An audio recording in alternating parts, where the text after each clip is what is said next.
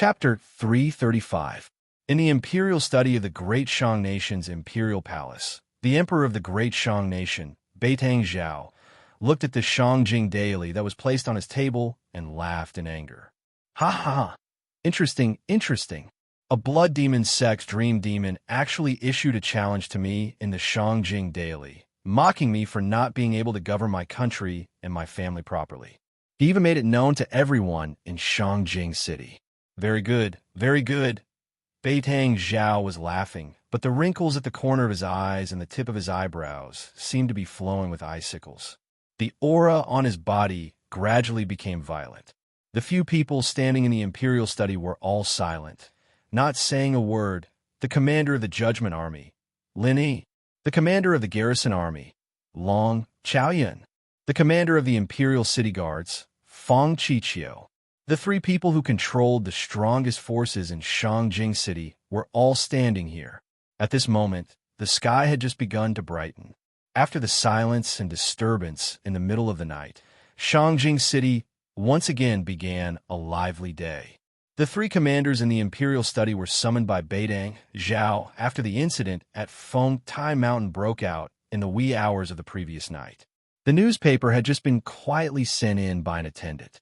After reading the contents of the newspaper, the atmosphere in the imperial study was as if it had been ignited. Lin Yi knew that although Beitang Zhao was laughing at this moment, he could no longer suppress his murderous intent. He had just glanced at the contents of the newspaper and felt his heart palpitate, but he also felt relieved all of a sudden. His mood was slightly complicated. Could it be that he had wrongly blamed Xia Pinggan? Was the incident at Red Leaves Villa really a lucky hit? Did the Judgment Army make a great contribution? Lin Yi's heart was filled with thoughts that no one else knew about, but his face remained calm. Instead, he looked slightly guilty. Last night, the Judgment Army's actions allowed the Dream Demon to escape. The Judgment Army did not eliminate the Dream Demon. Please forgive us, Your Majesty. Lin Yi took the initiative to admit his mistake and said, "The contents of this newspaper are audacious. They actually dare to slander and provoke His Majesty. I will arrange for a thorough investigation and confiscation of these newspapers." Investigate thoroughly? What's there to investigate thoroughly? Beitang Zhao glanced at the newspaper and sneered. He clasped his hands behind his back and exuded the aura of a domineering emperor. Even if the workers of the Shangjing Daily printing factory had the guts, they wouldn't dare to print such content in the newspaper. They were merely puppets controlled by the Dream Demon and were also victims. The one who did this was the Dream Demon. These newspapers have already been distributed throughout the city, and who knows how many people have seen this content. I'm just making a joke out of myself in front of the Nightmare Demon. Does he think that I haven't seen this much? What do you mean, Your Majesty? Lin Yi asked. The Judgment Army is dutiful and has done meritorious deeds. If it wasn't for the Judgment Army's actions last night, I wouldn't have known that Shangjing City was so filthy. I wouldn't have known that there were so many people in the city who were worse than pigs and dogs. They actually dared to collude with the Blood Demon sect. Just like how the Dream Demon ridiculed us in the newspaper. If this continues, when the Great Shang Nation's rivers and mountains change, I will only realize it in hindsight. That would be the real joke of the world. Beitang Zhao's brows were tightly knitted and his murderous intent penetrated through the canopy. He looked at the commander of the Imperial City Guards, Fang Qiqiu, and said in a deep voice, "Fang Qiqiu, I'll give this name list to you." Beitang Zhao directly handed over the name list that Lin Yi had brought from Red Leaf Villa to the commander of the Imperial City Guards. There are 1453 people on this name list. Most of them are in Shangjing City, while some of them are in other provinces. Bring me the heads of all the people on this name list. At the same time, these people's family properties will all be sealed. Their descendants are not allowed to be officials within 7 generations. Those who already have official positions within the 3 clans will all be removed from their positions. Those who dare to obstruct or cover up, regardless of who is involved, will be killed without mercy. I want to see how many heads can be chopped off from these beasts who are even worse than pigs and dogs. These beasts want to rely on eating humans to become immortal. Beitang Zhao's teeth were filled with an ice-cold, murderous intent that made people suffocate. "Yes, your majesty." Fang Qiqiu took a deep breath. He took the name list with both hands and immediately took a step back. At this moment, the name list in his hand weighed more than 1,000 jin. That clean name list was like a sponge that was soaked in blood and was dripping with blood. With just one sentence from Beitang Zhao, who knew how many people's heads would roll and how many clans would be beaten down to the mortal world. This was the anger of an emperor. Blood would flow like a river. The entire Shangjing city and Shang dynasty would be shaken. On that day, when the people in this name list were eating people, they thought that they would be able to enjoy eternal youth and wealth. However, they never thought that this day would come. Long Chaoyun. Beitang Zhao continued to give orders. "Yes, your majesty." The commander of the Imperial City Guards took a step forward. Beitang Zhao's gaze was like a blade as he stared at the commander of the Imperial City Guards. The Imperial City Guards will enter the first level of combat readiness. Be prepared to deal with any sudden incidents in Shangjing City. If anyone dares to jump out, kill them without mercy. "Yes, your majesty." Lin, your majesty. The child trafficking network is spread all over the Shang dynasty. The participants are definitely not limited to these few people in Shangjing City. This matter will be handed over to the Judgment Army. They must eliminate all the evil. None of the people involved in this matter can be let off. We must give an explanation to the people of Shang dynasty. "Yes, your majesty." "All right, all of you are dismissed." Beitang Zhao lightly waved his hand. The three big shots of Shangjing City looked at each other and did not say anything. They each received their orders and left the study. His Majesty did not mention Prince Jing just now. The three of them thought this in their hearts, but no one said it out loud. Only when they walked to the garden outside the study did the three of them hear Beitang Zhao give an order to his personal attendant. Have the Crown Prince come to the Imperial study. Crown Prince? Was he going to have the Crown Prince deal with Prince Jing? Or did he have to give His Highness the Crown Prince an explanation? No matter what, after today, there was no longer any suspense about who would be the future ruler of the Shang dynasty. What? Last night's operation at Red Leaf Villa was commanded by Xia Pinggan. In the Eastern Palace, Beitang Wangchuan, who had just received the news, was shocked. Previously, he already knew that something happened at Red Leaf Villa, but he did not expect that the one commanding the Shadow Guards was actually an envoy inspector like Xia Pinggan. This was too strange. "Your Highness, the internal information of the Judgment Army has already been confirmed. Last night, the one who led the Shadow Guards to sweep Red Leaf Villa and found the two-name lists was Xia Pinggan. I heard that it was Lin Darren who authorized Xia Pinggan to temporarily command the elite Shadow Guards to hunt down Dream Demon. I did not expect that Xia Pinggan would lead people to sweep Red Leaf Villa. Hunt down Dream Demon." Beitang Wangchuan's face revealed a pondering expression. He seemed to have understood something. "All right, I understand. You are dismissed." "Yes." Beitang Wangchuan stood up and walked around the study. His expression constantly changed. It seemed like he was shocked, but there was also a trace of hidden joy. Prince Jing was finished.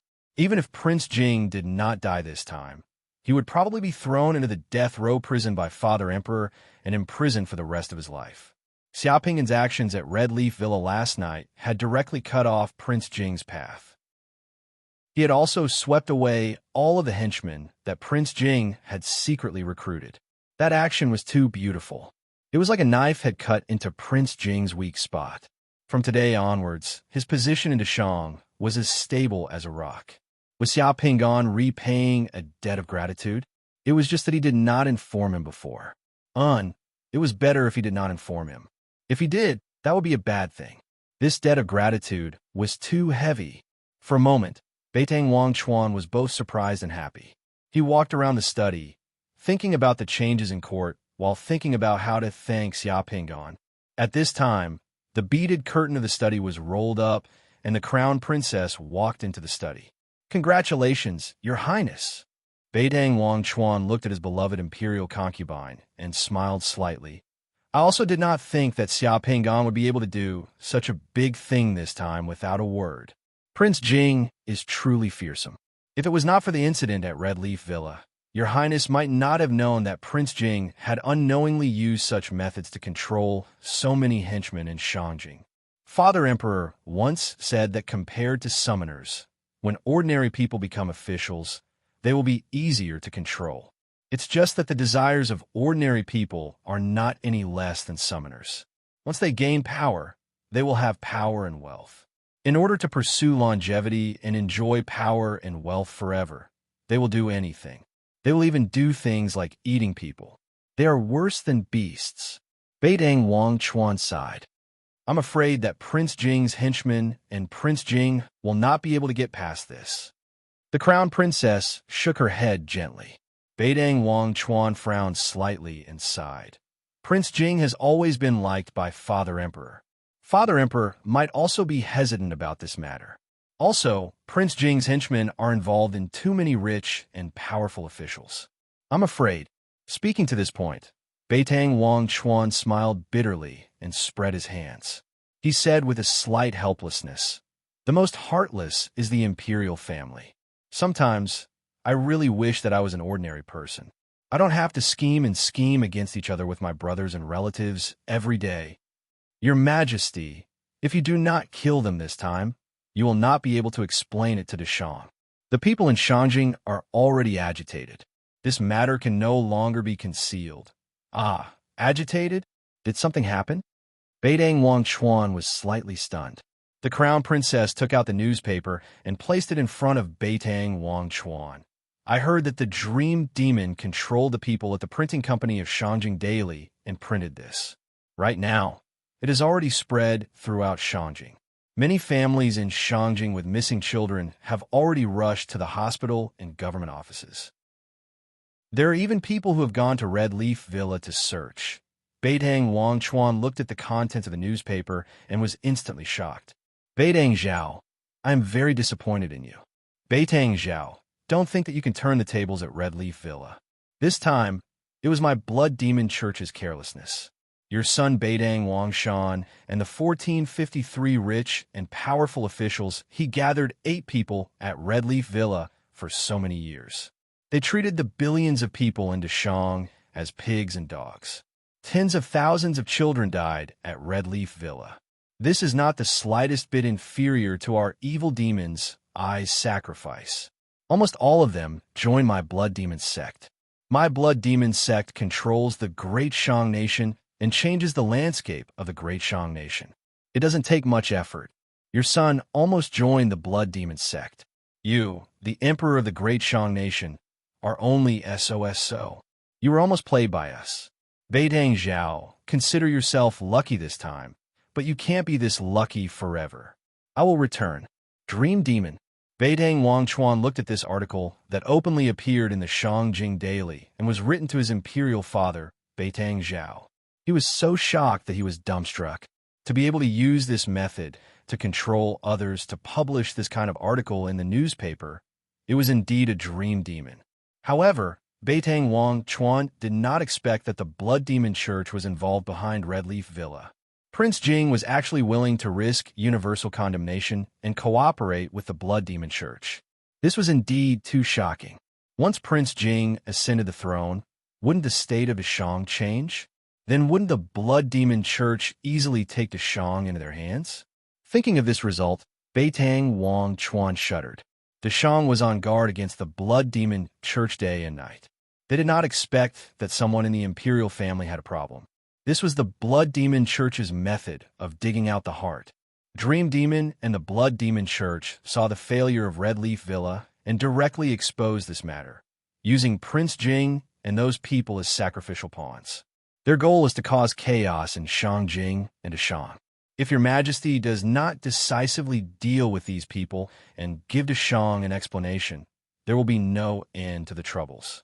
Your Majesty will also be ridiculed and scolded by the world. The Crown Princess said softly.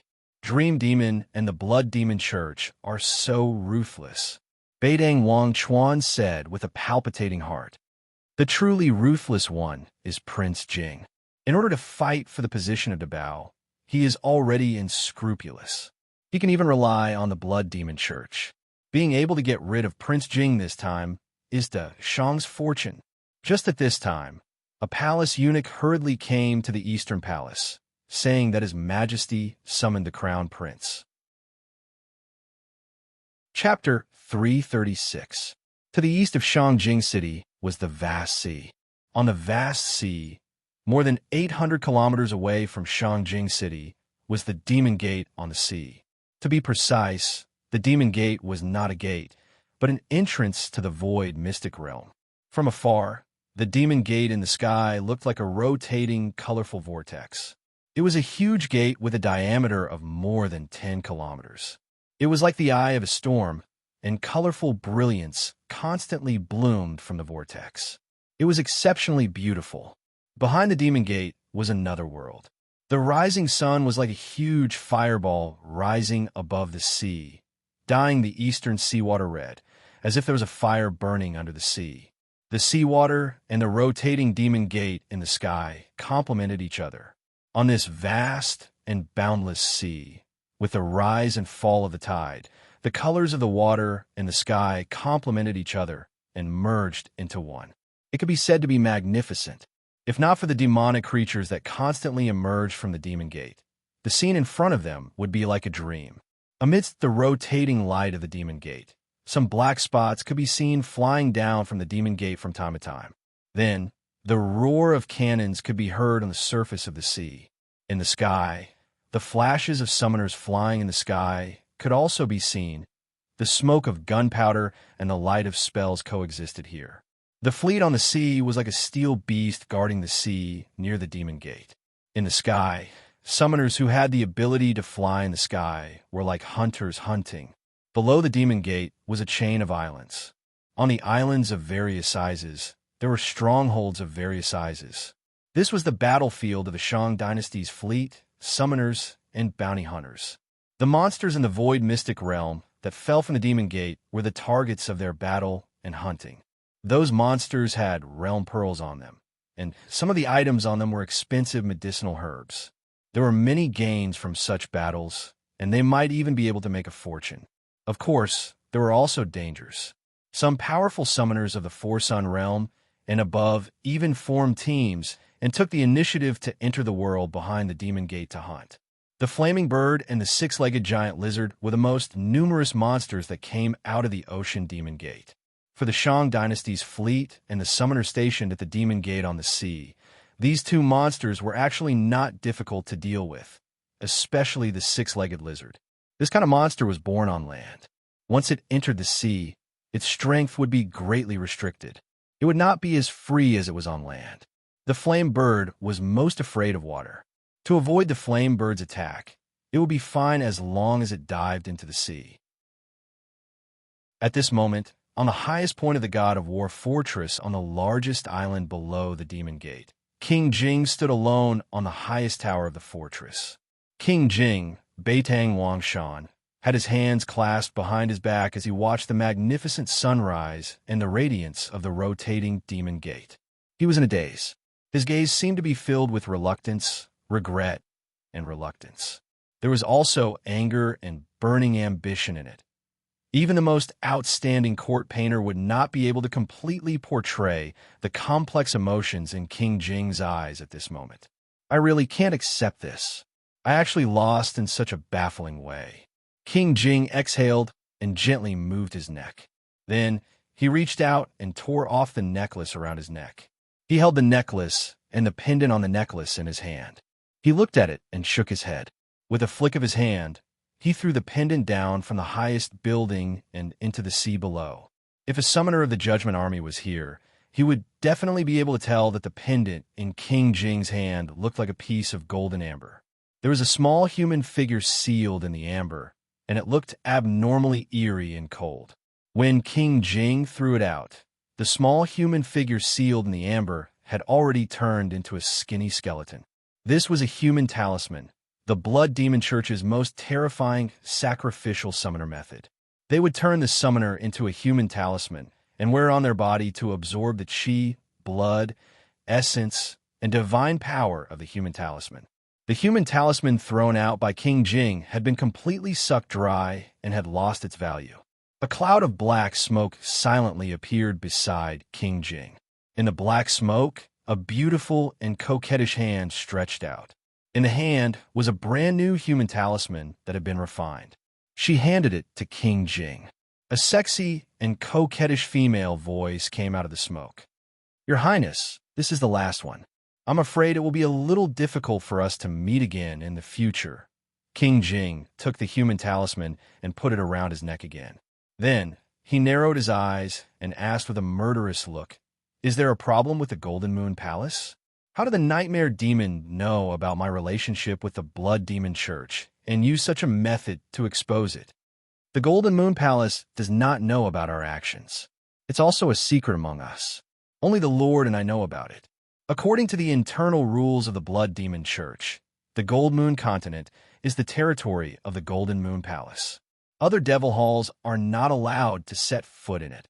The voice in the smoke hesitated for a moment. "It's possible that the Golden Moon Palace discovered something and used this method to warn us and ruin our plan." "Warn?" King Jing suddenly became angry and roared directly. "Then tell me, what should I do now? All of a sudden, I've lost everything. Let me give my head to them. Your Highness should have known the risks and consequences when you first cooperated with us. This accident has nothing to do with us. It's an internal problem in the Shang Kingdom. It's possible that the problem with Your Highness Red Leaves Villa was discovered by others, which led to the current situation. It has nothing to do with us at all." The voice in the smoke gradually became softer and softer. The smoke also became thinner and thinner as it slowly retreated. "It's impossible now. Those people are coming. Your Highness should plan early. As long as you're alive, everything is possible." A gust of sea breeze blew, and the smoke disappeared as if it had never appeared. King Jing stood there blankly for a while. Finally, he sighed deeply and turned to look in the direction of Shangjing City. He stomped his feet hard and suddenly soared into the sky. His body was like lightning, flying directly toward the Dark Gate. In the blink of an eye, he disappeared into the vortex of the Dark Gate. Just a few minutes after King Jing left, two powerful auras flew from Shangjing City to the War God Castle as fast as lightning. They were two consecrators of the royal family of the Great Shang Kingdom, summoners of the Eight Suns realm. They brought the imperial edict to arrest King Jing. King Jing had already escaped, so the two consecrators missed their target. From King Jing of the Great Shang Kingdom to a fugitive wanted by the Great Shang Kingdom, this change of identity happened in the blink of an eye. At the same time in Shangjing City, Xia Pinggan sat in a carriage and got off at the entrance of the Donggang Supervision Office. At the corner of the street, diagonally opposite the entrance of the Donggang Supervision Office, there was originally a newsstand. At this moment, the Shangjing Daily in the newsstand had already been sold out. However, there were still people surrounding the newsstand and asking about it. Today's Shangjing Daily had set the record for the fastest sellout in history. From the moment the newspaper appeared on the market, it had already been snatched up by the citizens of Shangjing City within a few hours. Now, it couldn't even be bought at a higher price. In the past, the Shangjing Daily was sold from dawn to dusk, and it might not be completely sold out. Xia Pinggan was holding a copy in his hand. Everything was as Xia Pinggan expected. Perfect. However, he had to leave too. "My lord, good morning." Luo Laoji saw Xia Pinggan walk through the entrance of the supervision office and hurriedly came out with his dog. He gave Xia Pinggan a question mark. "Good morning. Thank you for your hard work." Xia Pinggan smiled and greeted Luo Laoji. Luo Laoji was overwhelmed by the favor. "Strange, why didn't the little black pig and the Iron Masked Man come with my lord today?" Luo Laoji muttered in his heart. When he saw Xia Pinggan walking towards the building of the supervision office, he also returned to his own gatehouse. There was a large open space between the entrance of the supervision office and the building of the supervision office. This open space had a lawn, some ornamental trees, and a fountain.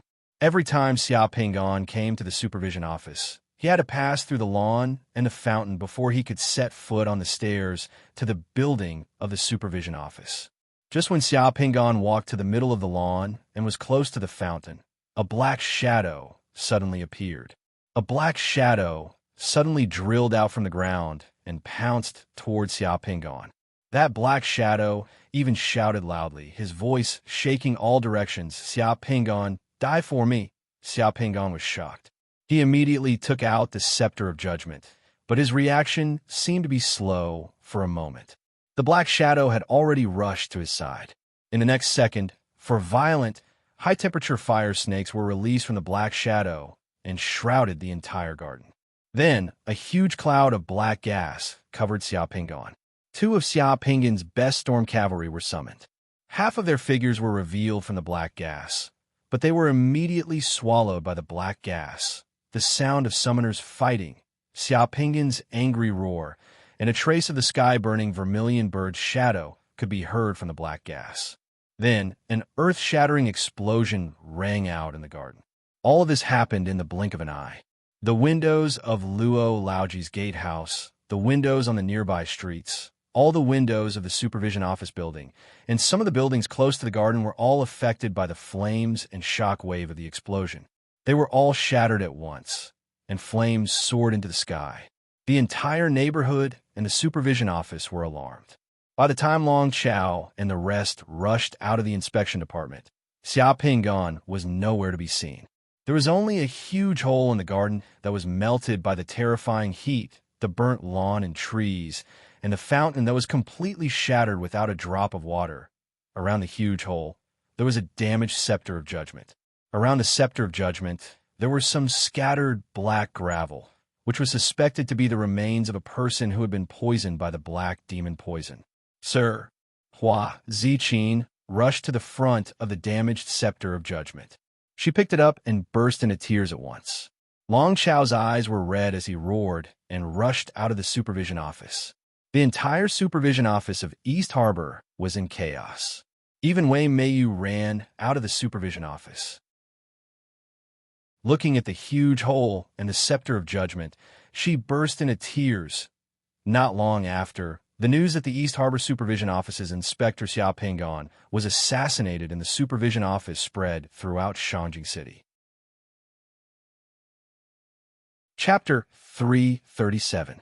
In a room on the first floor of a hotel more than 1,000 meters away from the Donggang Inspection Department, Yin Rhinoceros silently drilled out of the ground with Xiao Pingon. "Your speed is a bit slow. Last time, Lin, he carried me through the ground, but it seems to be much faster than yours." Xiao Pingon patted the dust off his body and was ready to change his clothes. The scene that he had just performed in the yard of the inspection department had excellent sound and light effects. It was just that his clothes had been burned a little and he had to change into a new set. Fortunately, he had originally prepared to change into a new set of clothes. After doing all the hard work, Yin Rhinoceros glanced at Xiao Pingon speechlessly and thought, "How can I be compared with Linny? Why don't you compare me with Beitang Zhao?" Although Yin Rhinoceros muttered in his heart, he still said, "Can you give me one more hour?" Xiao Pingon glanced at Yin Rhinoceros. "One more hour? What are you going to do? I have some personal grudges. If I don't solve it, I won't be able to sleep in the future. You want to kill people?" "No," Yin Rhinoceros hurriedly said. "Okay, go ahead. I'll give you one more hour." Yin Rhinoceros let out a long sigh. "I'll be back soon."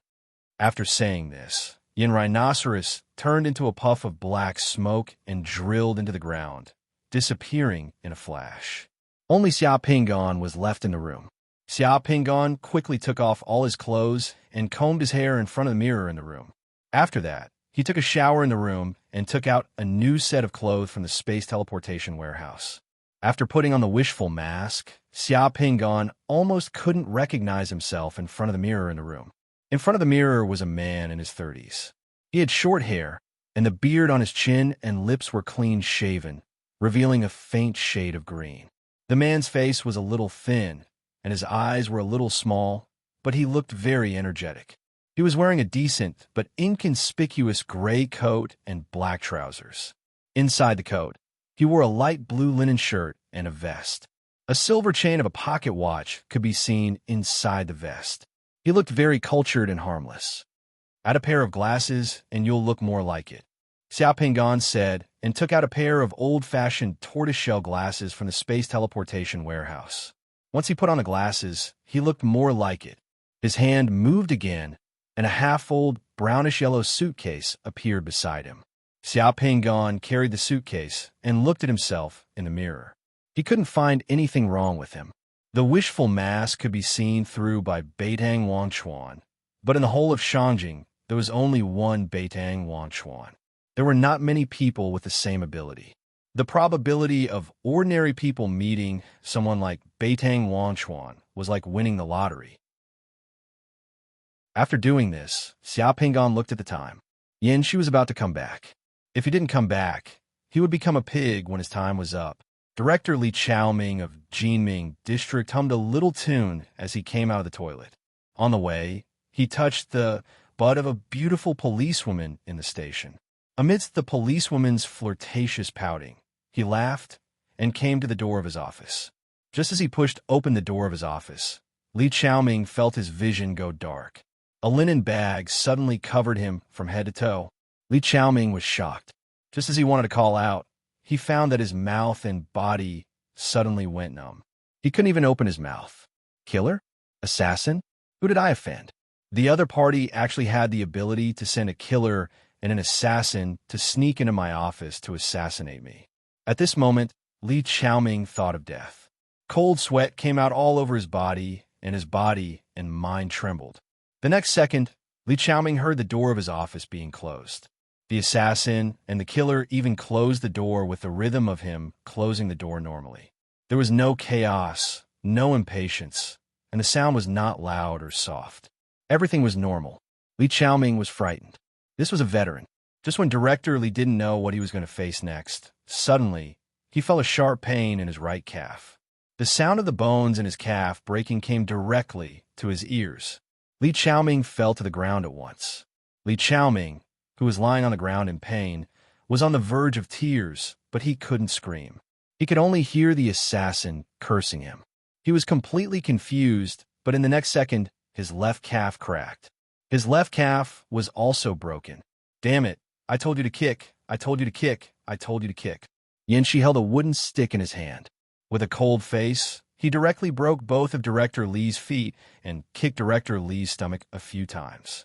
Director Li was kicked around in the sack until he fainted. Only then did he vent his anger. The next second, Yanxi put away the wooden stick, turned into a black smoke, and disappeared into the ground. More than 10 minutes later, Director Li's subordinates came to the office to ask for Director Li's signature. The secretary shouted outside the office for a long time, but there was no sound in the office. Several policemen who felt something was wrong broke the door and found Director Li lying on the ground in the sack. Director Li was beaten by the thugs in his office. Both of his legs were broken, and he was knocked unconscious. The entire Jinyang District Police Station was in an uproar, and Director Li was quickly sent to the hospital. Director Li, whose head was resting on the thigh of the beautiful secretary, woke up on the way to the hospital.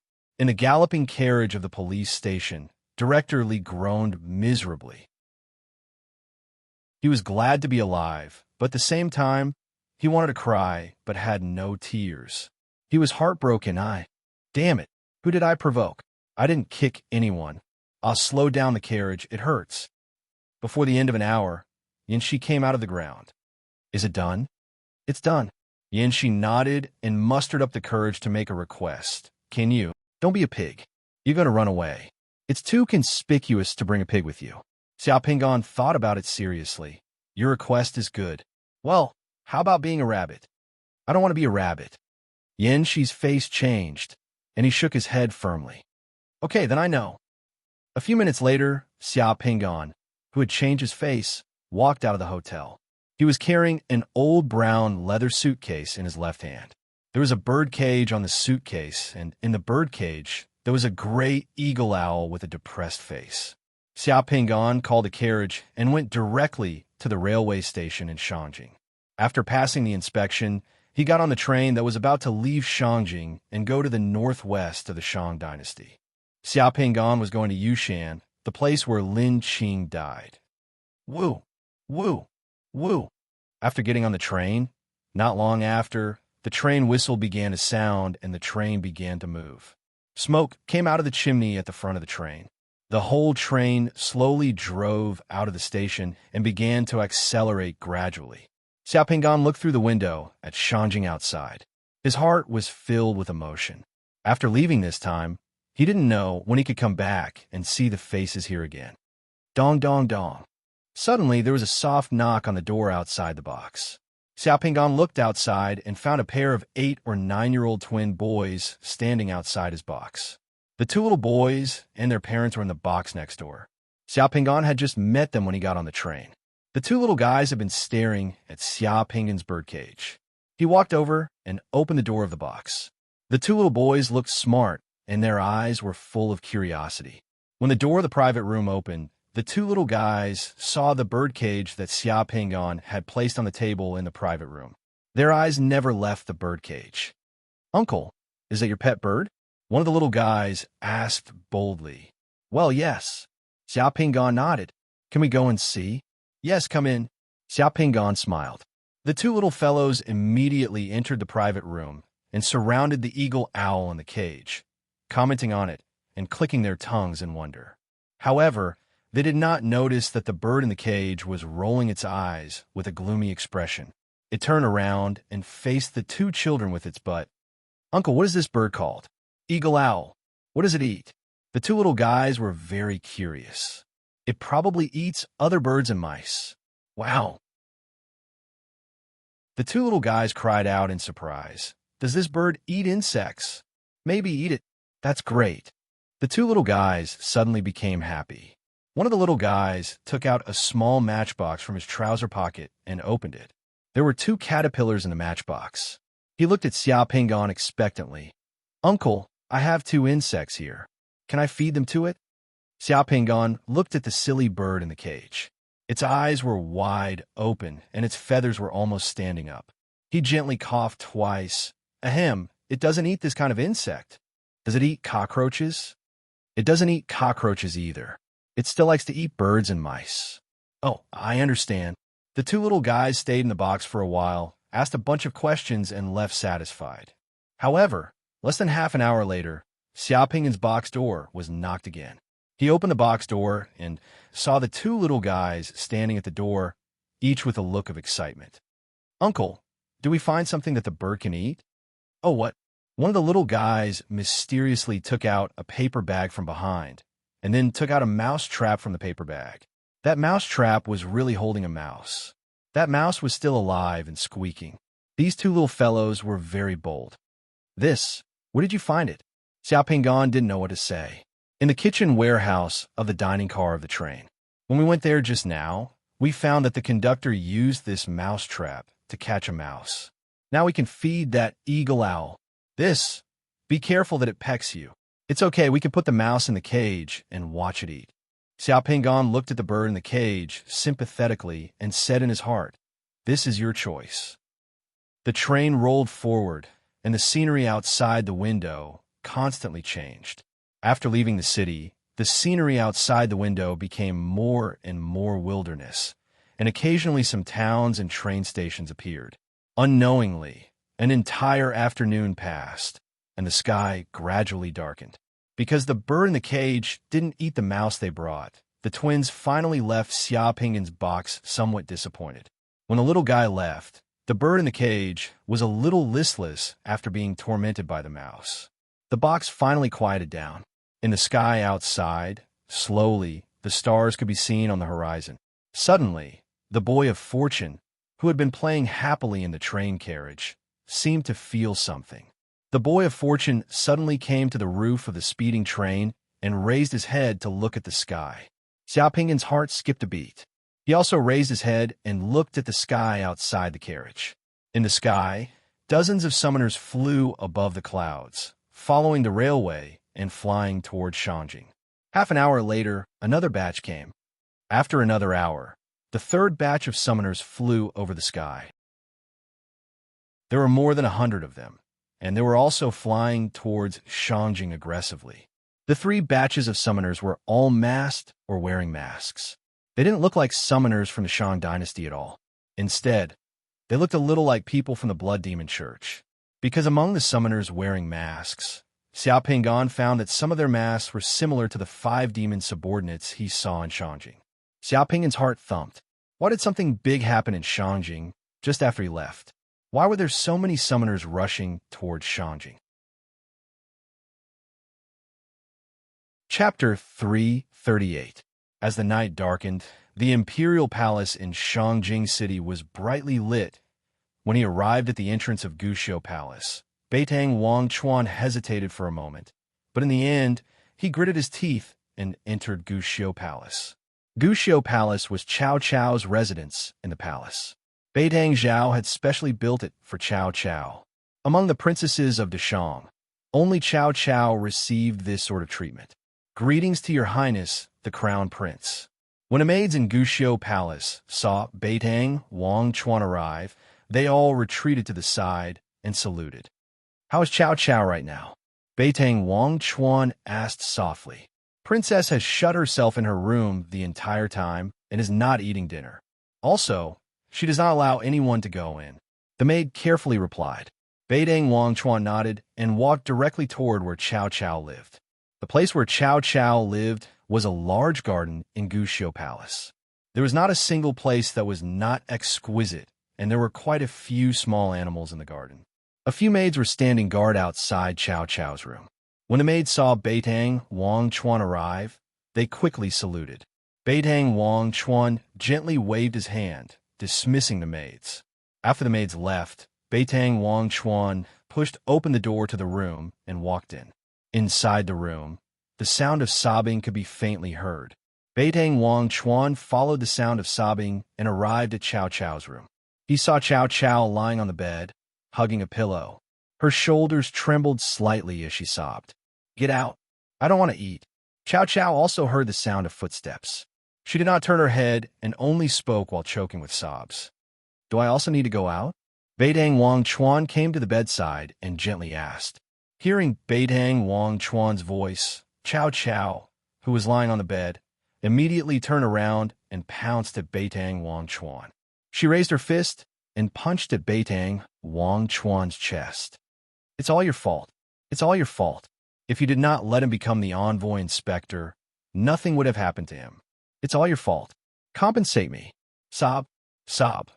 Looking at his sister's tear-stained face and her eyes swollen like peaches, Beitang Wangchuan felt a bit distressed and blamed himself. Xiao Pingan might not have died. Beitang Wangchuan said softly. This sentence was more effective than 1,000 words. However, as soon as it was spoken, Cao Cao's cries immediately stopped. Cao Cao was still sobbing, but she had already stopped crying. Raising her large eyes that were swollen like peaches, she stared at Beitang Wangchuan. What did you say? He didn't die. Beitang Wangchuan's body was Wangchuan, was Wangchuan. Didn't they say that the assassin used the black demon poison? The sobbing stopped a little. This is also what puzzles me. The appearance of the black vial poison is too coincidental. It completely obliterated all traces of the corpse. Looking at the traces at the scene, that assassin should be the same person who tried to assassinate Xia Pingan at the Duke of Zhou's building. F***CK. Think about it. With Xia Pingan's shrewdness, would he fall into the same trap twice? Also, Xia Pingan encountered 2 assassination attempts at the entrance of the inspection department and Duke of Zhou's building. Dream Demon is nowhere to be found. Could it be that he did not have any defenses? Cao Cao's eyes twitched. She immediately recalled how Xia Pingan had escorted her out of the Peach Blossom Bridge before danger arrived. That's right. Xia Pingan was such a smart and powerful person. He was able to predict danger before it arrived. Could it be that he would fall into the same trap twice? No, 4 times. The assassin had already tried to assassinate him once, and Xia Pingan had also encountered an assassination attempt at the entrance of the inspection department. Same place. Same assassin. Could it be that Xia Pingan really did not have any defenses? Seeing Cao Cao reveal a pondering expression, Beitang Wangchuan let out a sigh of relief. He continued to counsel his younger sister. There's one more thing. According to the people from Donggang's inspection department, Xia Pingan had an iron-masked bodyguard by his side. That iron-masked bodyguard was very powerful. but he was sent out by Xia Pingan yesterday. He could clearly encounter an assassination attempt at any time, but Xia Pingan did not have a single bodyguard by his side. This is a bit illogical. Then why did he do this? Cao Cao seemed to be moved, or rather, Cao Cao chose to believe in such a beautiful ending. Do you know what happened at Red Leaf Villa? I know. The incident at Red Leaf Villa was discovered by Xia Pingan and his shadow guards. Xia Pingan sent away his iron-masked bodyguard yesterday and brought people to destroy Red Leaf Villa last night. He is the main contributor to exposing the incident at Red Leaf Villa. Cao Cao looked at Beitang Wang Chuan in shock. She really did not know about this matter. Beitang Wang Chuan continued. Right now, everyone in Shangjing is saying that it was Inspector Xia who brought people to rescue those children from the demon's den. Moreover, this news first came from the Judgment Army and the Garrison Army who were involved in the incident at Red Leaf Villa. You know, the incident at Red Leaf Villa has too many implications. Father Emperor wants to kill many people. That night at Red Leaf Villa, it was also Xia Pingan who revealed the key evidence in front of the Judgment Army and the Garrison Army, forcing Lin Yi to abdicate in front of everyone.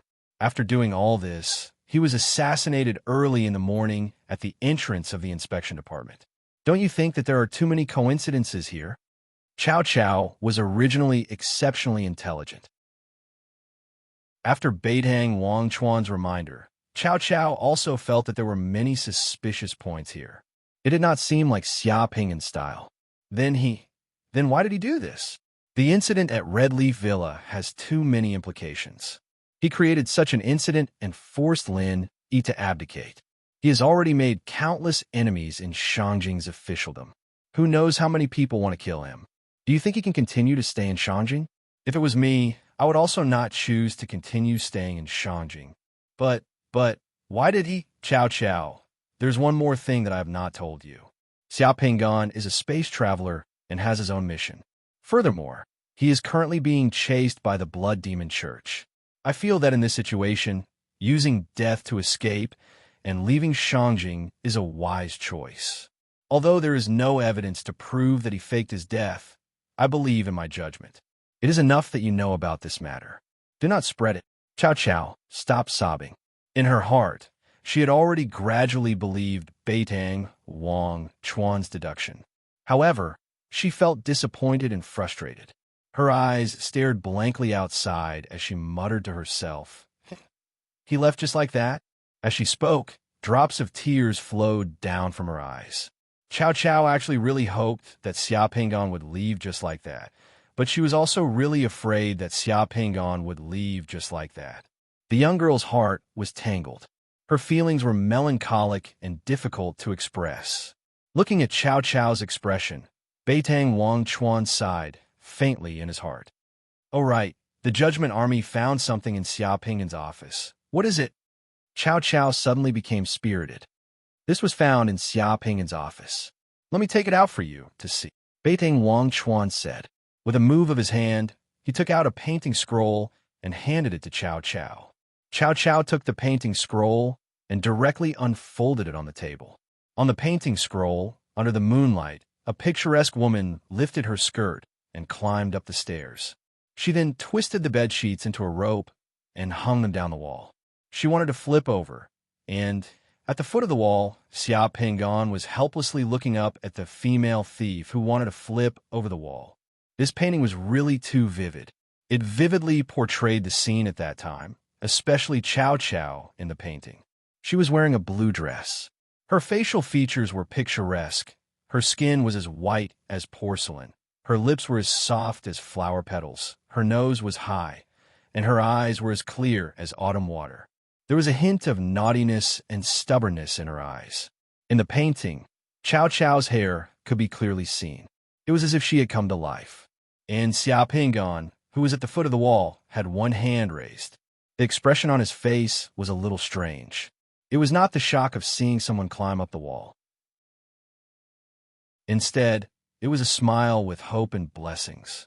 The hand that was raised looked as if he wanted to catch the woman who could fall off the wall at any time. It looked as if he was talking to the woman who climbed up the wall, and it also looked as if he was waving goodbye. At that time, Xiao Pingon did not raise his hand. This was to say goodbye to her. Looking at Xiao Pingon in the painting, Chow Chow immediately understood. Her tears immediately flowed out again. This painting is amazing. Of all the painters in Shangjing and the Shang dynasty, there is not a single person who can paint this. I don't know who painted it. Look at the woman's hair in the painting. It needs to be carefully drawn strand by strand. Between the thickness of the ink, the strength of the brush, and the mind are combined to reach the peak of painting.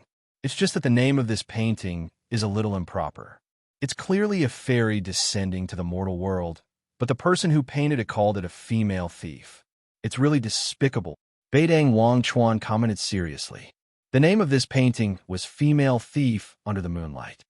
Looking at the name on the painting, Chow Chow looked as if she was looking at Xia Pingon winking at her. Chow Chow, who was crying, giggled like 100 flowers blooming, but in the blink of an eye, she cried again. Seeing Chow Chow cry and laugh all of a sudden, as if she had completely walked out of her sorrow, Beitang Wang Chuan let out a sigh of relief. But looking at Chow Chow's expression, Beitang Wang Chuan also sighed internally. This time, that guy Xiao Pingon, not only did he run away, he even stole Chow Chow's soul. Despicable. Chow Chow, if you want this painting, I feel that the woman in the painting looks a little like you, so I brought it for you to see. If you don't want it, I will throw it away. Beidang Wang Chuan said seriously, acting as if he was going to take the painting. What do you want to do? This is mine. Chow Chow quickly wiped away her tears and glared fiercely at Beitang Wang Chuan with her peach-like eyes. Like a tiger protecting its food, she began to push Beitang Wang Chuan with both hands, pushing him toward the door. Get out, get out, get out. This is my room. I haven't let you in yet. You're the crown prince.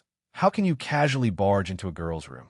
Beitang Wang Chuan was directly pushed out of the room by Chow Chow.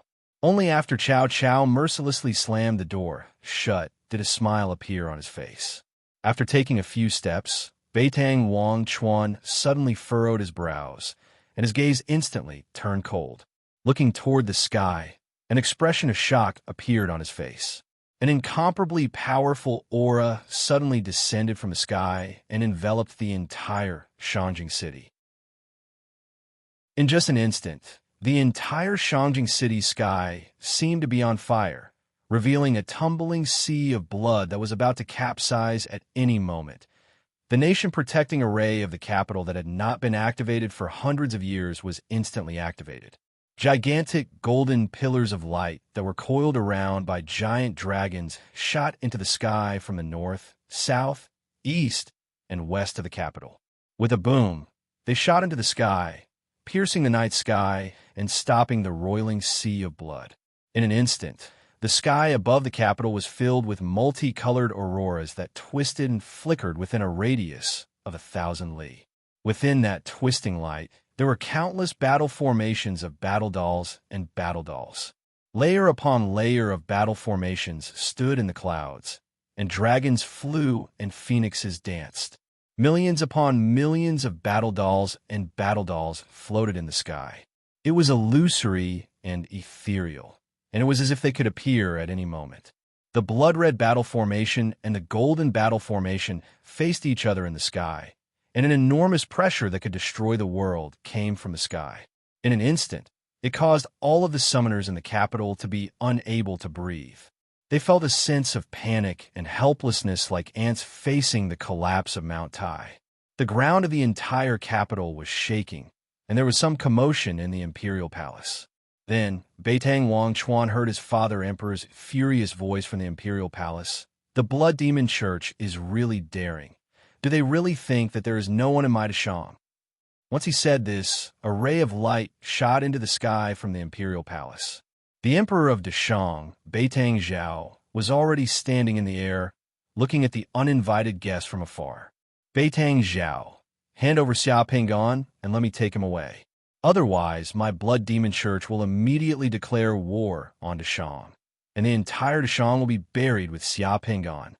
A booming voice exploded in the sky, shaking the entire capital. Chapter 339. On the sea, the sky was full of stars and moons. The iron-masked man walked out of his luxurious cabin and came to the balcony outside the cabin. Looking at the endless sea level and the dark blue sky above his head, he breathed out a long sigh while enjoying the sea breeze. The huge liner was cutting through the waves on the sea, steadily moving towards its destination. The huge chimney on the huge liner was emitting black smoke, and the huge steam turbine in the cabin was driving the paddles at the tail of the liner to rotate through a complicated mechanical mechanism, leaving a white line on the sea, driving this huge object to sail on the sea. The lower decks of the economy class were a little crowded, far less comfortable than here. Many people were still enjoying the sea breeze on the deck, admiring the scenery of the sea and posing. The photographers on the liner were particularly busy at night. 3 silver coins for a photo could capture the beautiful scenery on the ship. Bursts of flashes mixed with magnesium powder, smoke constantly rose from the deck below, mixed with all kinds of laughter and noise. In order to line up to take photos, some people even quarreled. The happiness of ordinary people is so simple. The iron-masked man shook his head slightly and smiled. Until now, he had not completely understood why Xia Pingan wanted him to send this prisoner called Ghost Slave out of Shangjing City, and why he was so serious about it. This prisoner didn't seem to have much relationship with Xia Pingan before, but it didn't matter. Anyway, this job wouldn't take more than a few days, and he wasn't tired. He could just take it as a relaxation. He had thought that following Xia Pingan would be uncomfortable, so he could only pinch his nose and do it. But he didn't expect that Xia Pingan was actually quite interesting, at least more interesting than most of the people he knew. After staying with him for a few days, the two of them felt like friends. Well, Xia Pingan was also like a big shopkeeper. He was generous and didn't let the iron-masked man suffer any losses. Behind him came the sound of the shackles rubbing together, accompanied by some heavy footsteps walking towards here. Ghost Slave also walked out from the VIP cabin behind him and came to the balcony. His straw-like hair fluttered in the sea breeze as he stared at the vast sea in a daze. No one knew what he was thinking.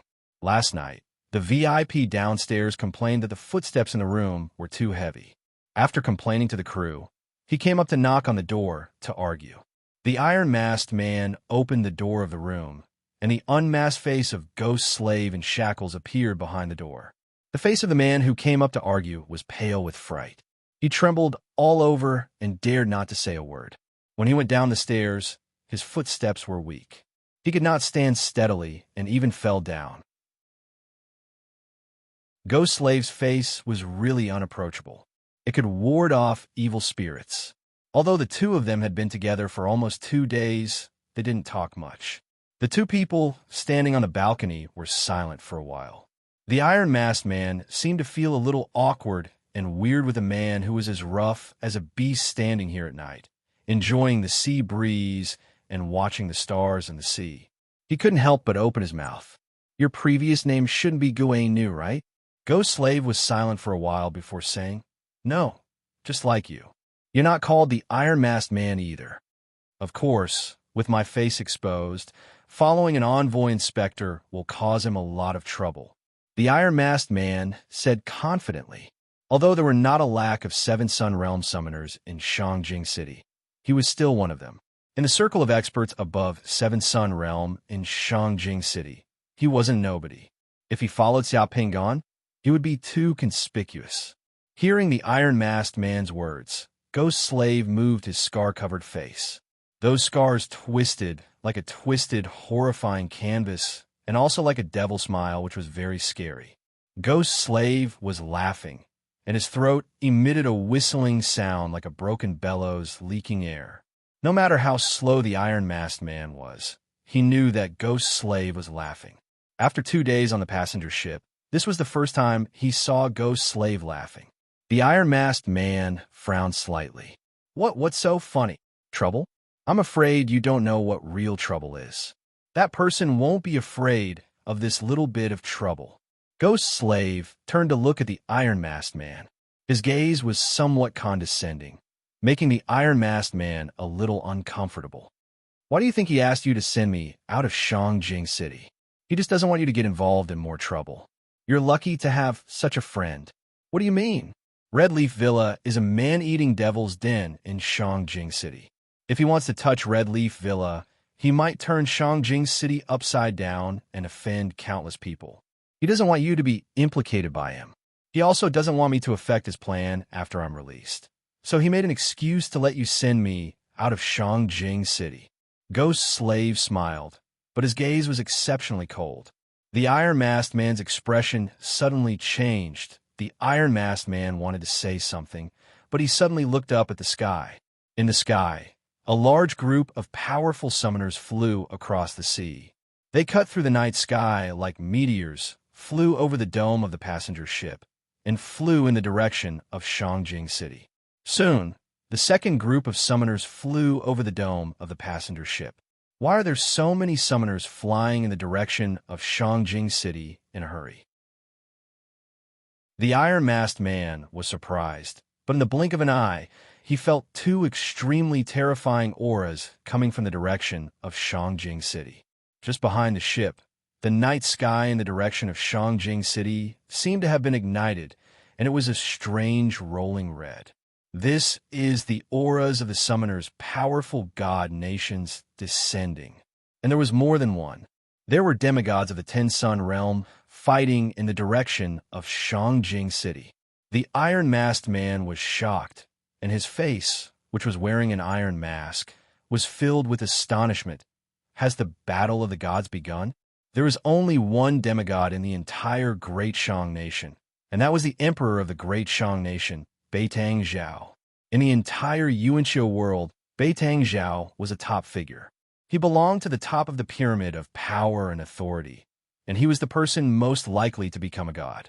Those who could stand shoulder to shoulder with Beitang Zhao were all top figures at the level of sect masters and emperors, although the difference between the Seven Sun realm and the Ten Sun realm seemed to be only 3 levels.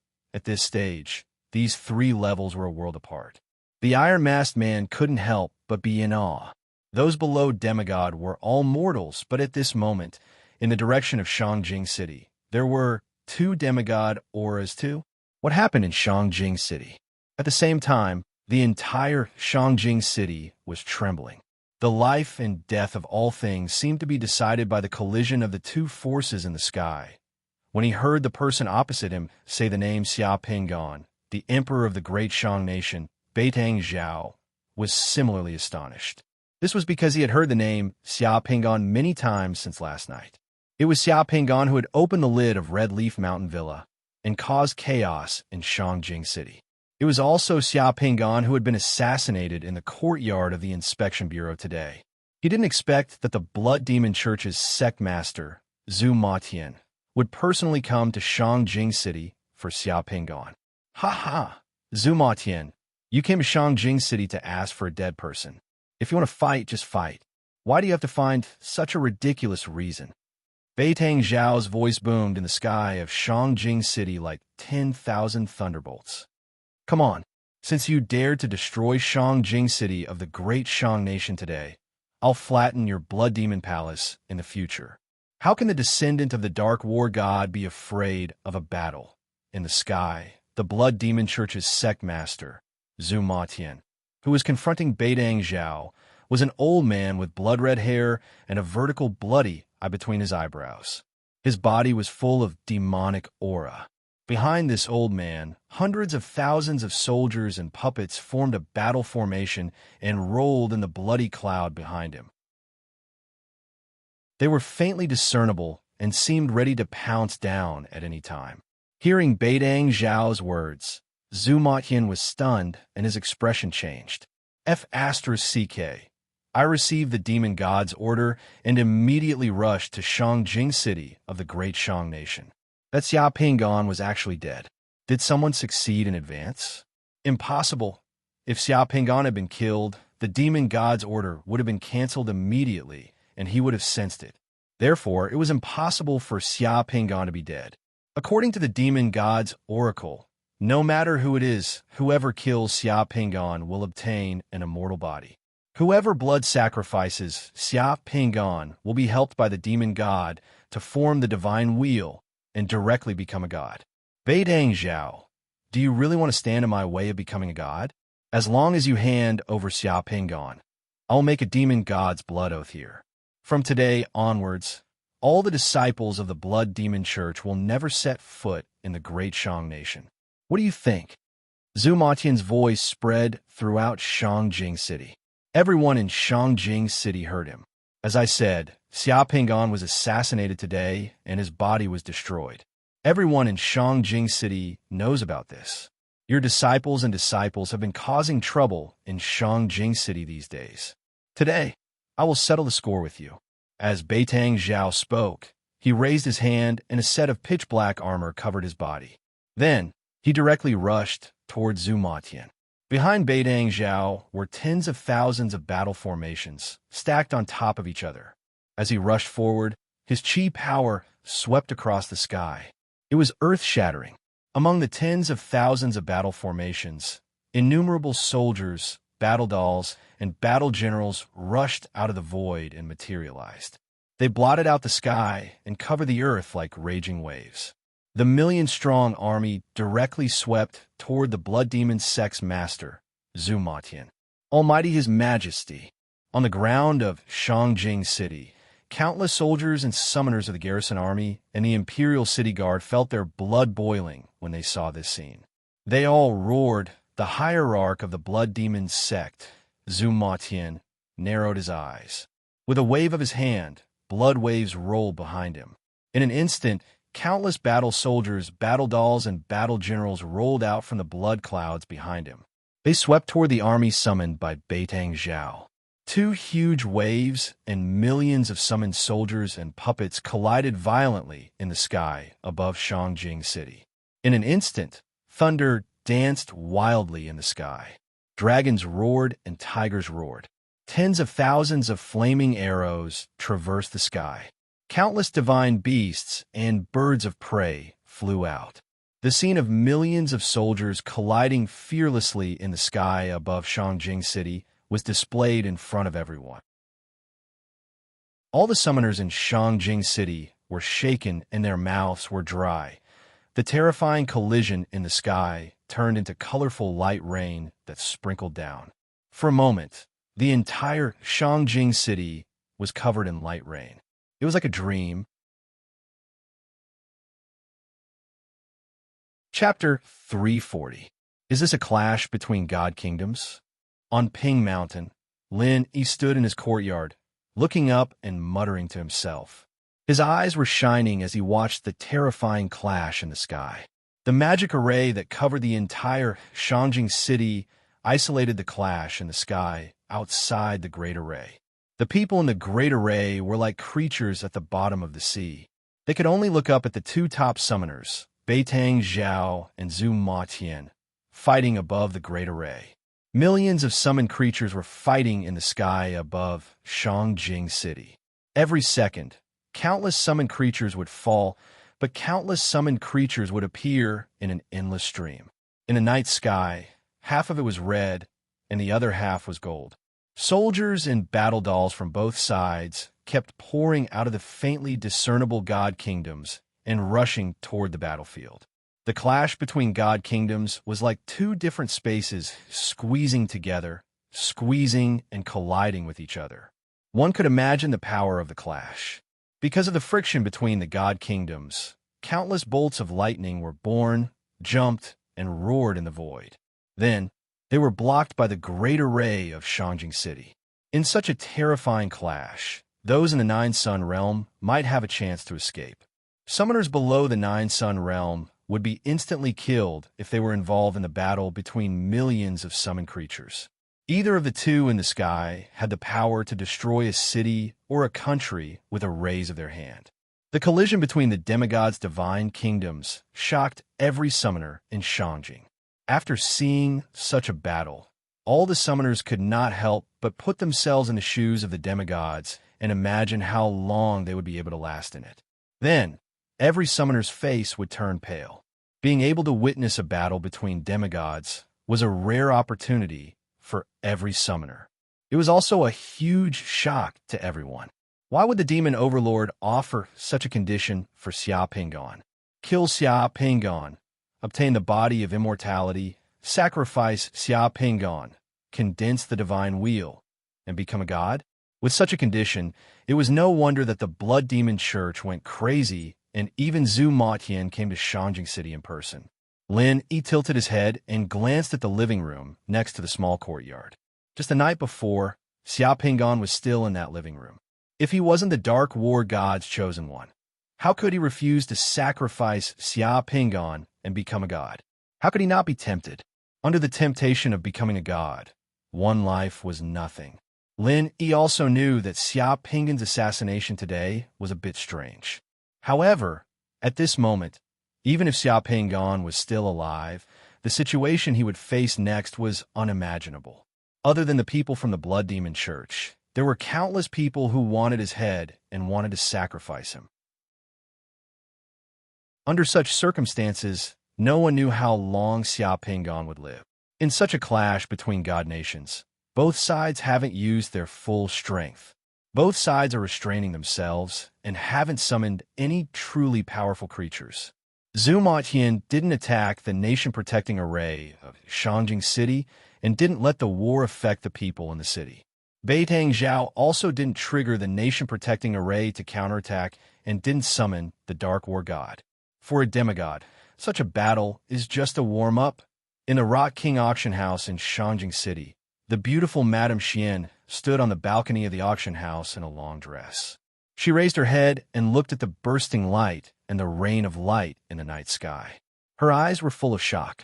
A green-robed old man stood beside Madame Xian. He was the one who had said those big words. Compared to Madame Xian, the elder's eyes were exceptionally cold. Beitang Zhao needs this battle, or should I say, this battle is what he's looking forward to. Madame Xian said softly, Shangjing City has been too chaotic recently. The Blood Demon Church, King Jing, and those people hiding in Red Leaf Villa are indeed giving Beitang Zhao a headache. An emperor who can protect the Shang Kingdom and Shangjing City from the invasion of demigods is a truly good emperor. That's right. The elder nodded. Madame Xian shook her head slightly. Unfortunately, we found out a little too late. We didn't expect the demon overlord to offer such a price to Xia Pingon. There must be a huge secret on Xia Pingon that we don't know. This secret is worth a deity position. Who can refuse it? There are many suspicious points about Xia Pingon's assassination today. I don't believe that he's dead. The Yuanshou world hasn't been so lively for a long time. The elder gazed at the sky. Now that the demon gate is open, Zhu Matian and Beitang Zhao might be looking for the opportunity to become gods soon. Do you mean that Beitang Wanchuan will ascend the throne soon? Yes.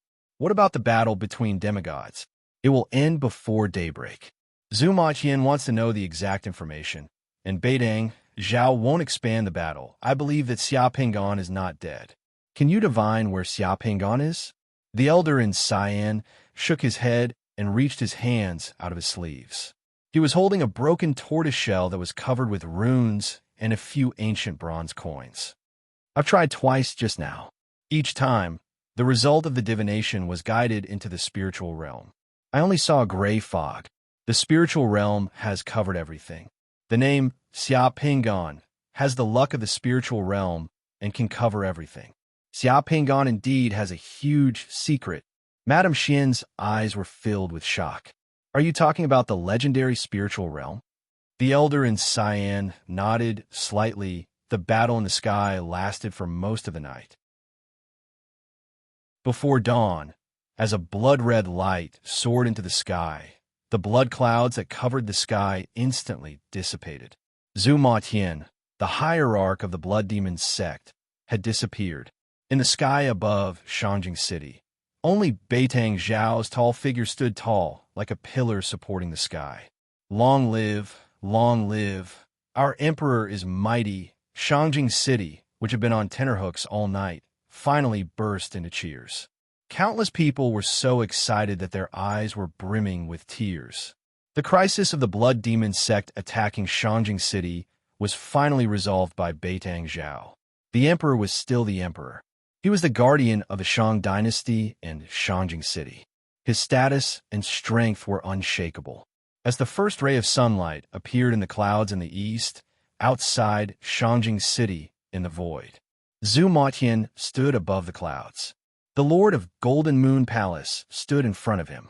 Beside him, a large number of masters of the Blood Demon sect from the Gold Moon continent stood behind the Lord of Golden Moon Palace.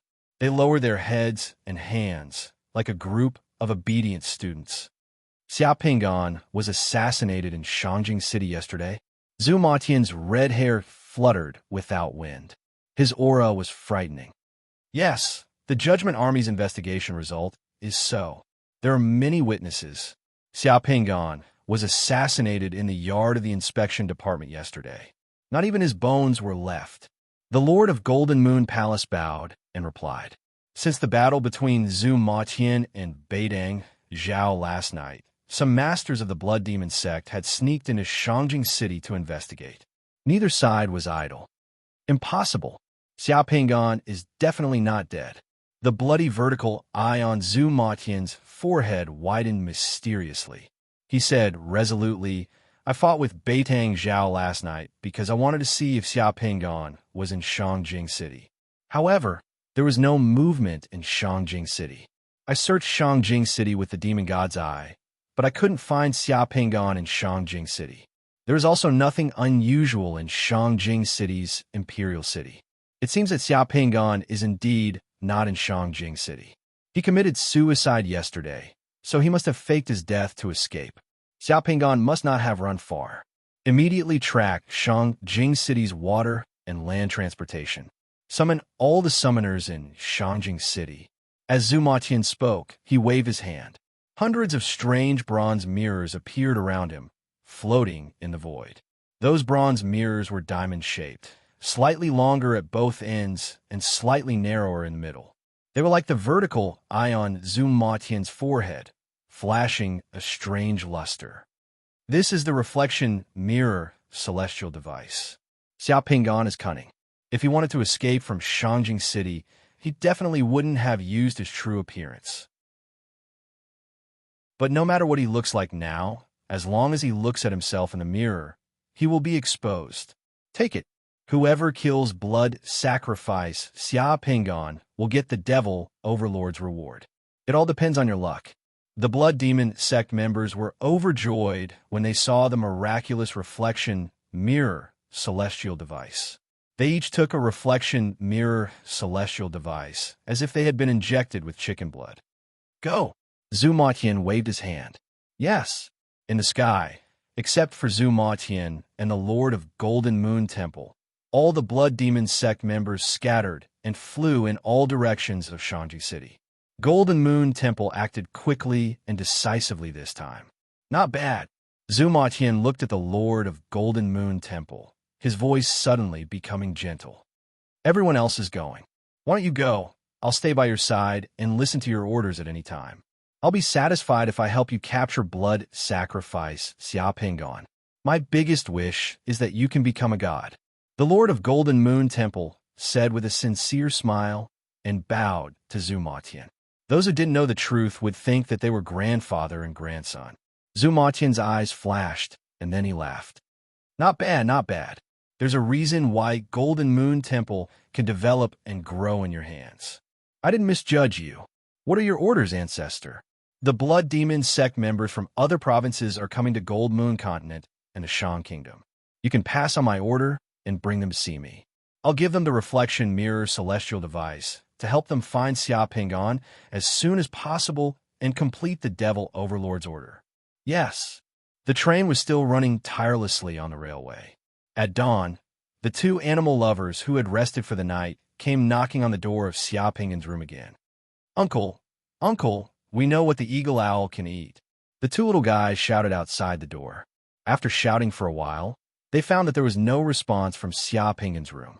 The two little guys looked at each other and thought that Xia Ping'an had gone to the dining car for breakfast. They boldly pushed the door open, only to find that Xia Ping'an's room was empty. The luggage, the birdcage, and Xia Ping'an were all gone. Chapter 341. 2 months later, at the northwest border of the Shang dynasty, under the scorching sun, a camel caravan was walking on a desolate and rugged mountain path. The bells of the camel caravan were melodious, and the tinkling sound was drifting in the wind. Although it was called a camel caravan, the caravan was not carrying camels or horses, but centipede-like centipedes. The centipede was like a small train. Its body was more than 20 meters long, and its back was more than 1 meter wide. It was flat and long, and the cargo that one centipede could carry was more than 10 camels. The centipede could climb over mountains as if it was walking on flat ground. It was not picky about its food, had a gentle personality, and could carry heavy loads. It was really a good helper for carrying things. In this camel caravan, there were 8 centipedes. The people and goods in the camel caravan were fixed on the backs of the centipedes. The centipede walked slowly. On the back of a centipede at the back of the caravan, there was a bamboo chair with a piece of cloth covering it. Xiao Pingan was sitting on the bamboo chair. His body swayed along with the centipede, and he was bored to death as he looked at the desolate mountain scenery around him. On one side of the bamboo chair, there was a bird cage. The bird cage was empty, and the bird inside had flown off to somewhere unknown. The surrounding scenery was earthy yellow rock, and there were some low, thorny bushes and weeds on the ground. Occasionally, wild animals like rabbits, coyotes, and foxes could be seen in the wild, but there were not many. Such scenery had been in front of Xiao Pingan for 2 whole days. Originally, Xiao Pingan was prepared to take the train, but the commotion in the capital that night was too big. Xiao Pingan felt that something was wrong, so when the train stopped at a place called Yizhen in the middle of the night to add coal and water, Xiao Pingan got off the train in time. The train traveled less than 90 kilometers an hour on the tracks, and it was enough to buy a ticket. A summoner like him could fly at a speed of about 260 kilometers per hour, which was about 3 times faster than a train. However, flying in the air for an hour would consume about 80 points of precious divine power. After getting off the train, Xiao Pingan used an illusion to hide his figure. He then flew in the dark for 6 hours until dawn. He was 2,000 kilometers away from Shangjing City before he landed in a small town. Later, it was proven that Xiao Pingan's decision to escape with the train was correct and timely. 2 days later, Xiao Pingan finally found out what had happened in Shangjing City that night. The cult master of the Blood Demon cult, demigod ancestor Mo Tian, had led the army of the Blood Demon cult to attack Shangjing City and fought with Beitang Zhao. Their goal was to find him. The Devil Overlord had issued a Devil God order. Anyone who killed Xiao Pingan to obtain the body of immortality and sacrifice Xiao Pingan would be able to condense the divine wheel and become a god. In just 2 days, Xiao Pingan's name had spread throughout the Yuanxiu world because of the battle between the demigods and the Devil God order. No matter where Xiao Pingan went, whether it was eating or going to the toilet, he could hear people talking about him. In the following days, Xiao Pingan also heard the news that all the trains, ships, and airships that had left Shangjing City that day had been intercepted and searched by the experts of the Blood Demon Church. The Blood Demon Church's actions were too fast. If he had still been on that train, he might have been intercepted by the Blood Demon Church. The further he was from Shangjing City, the lower the probability of the experts of the Blood Demon Church intercepting him. At this time, it was not only the people of the Blood Demon Church who were looking for Xiao Pingan, but also countless people in the entire Shang Kingdom who were looking for Xiao Pingan. The Blood Demon Church had issued a bounty. Anyone who could provide accurate information about Xiao Pingan's whereabouts would be rewarded with 10 million gold coins. The huge bounty of 10 million gold coins made the entire Shang Kingdom boil. Countless people in the underworld, including bounty hunters, summoners, people from both the underworld, and even ordinary people who dreamed of getting rich, were all looking for Xiao Pingan. Xiao Pingan's portrait quietly spread throughout the entire Shang Kingdom. Along the way, Xiao Pingan had encountered more than one person passing by with his portrait. Facts also proved that people like Beitang Wangshuan, who could see through the wishful mask on his face, were few and far between. Many people who were holding Xiao Pingan's portrait, even if they stood beside Xiao Pingan, could not recognize Xiao Pingan who had changed his face. In these 2 months, Xiao Pingan had changed his means of transportation and route time and time again. Sometimes he was on an airship, Sometimes he was on a train, sometimes he was on a boat, and sometimes he was flying. His whereabouts were erratic, and his route was unpredictable. His actions were decisive, and he finally got rid of the Blood Demon Church's tight encirclement and search. He did not reveal any trace of his whereabouts until today. He had arrived at the border between the northwest of the Shang Kingdom and the Yushan region. Yushan was a mountain range and also a region.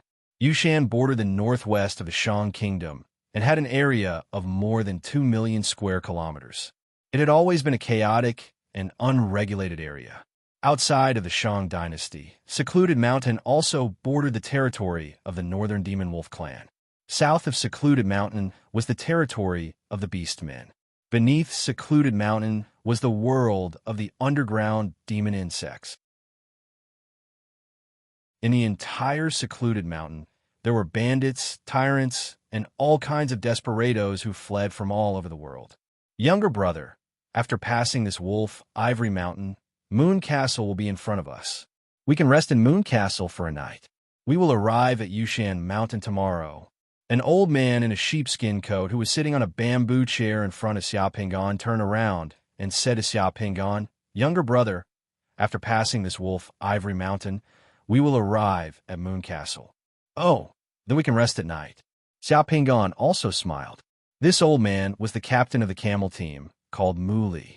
He led the camel team to travel between Blue Flag City and Yushan in Fengling Province in the northwest of the Shang Kingdom all year round.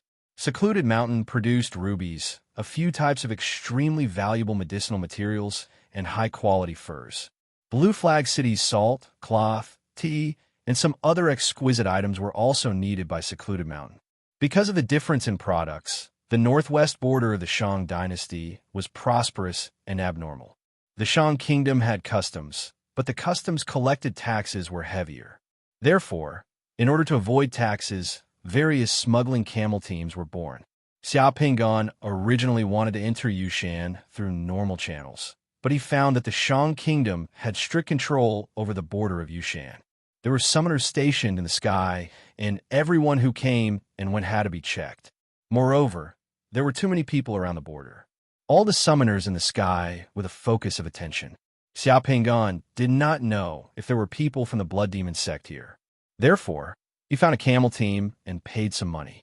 The camel team led the way and entered Yushan from the ground. Bringing people in and out of Yushan was one of the jobs of the camel team. Every year, many people used this method to enter Yushan. Xia Pingan actually had not thought about where he would go after leaving Shangjing City. He came to Yushan only to avenge Lin Qing.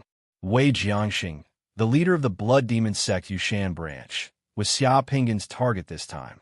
He would think about it after he took revenge.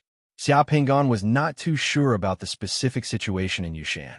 Whether this revenge operation would expose himself, Xia Pingan was not sure. He would wait until he arrived here and act according to the situation.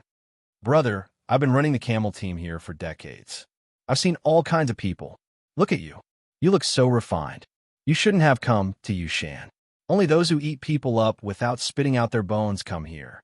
The journey was slow. After smoking a few puffs of tobacco, the captain of the camel team, Mu Li, suddenly had the mood to chat. While smoking, he started chatting with Xia Pingan. The most bitter and difficult thing in the world is to be poor.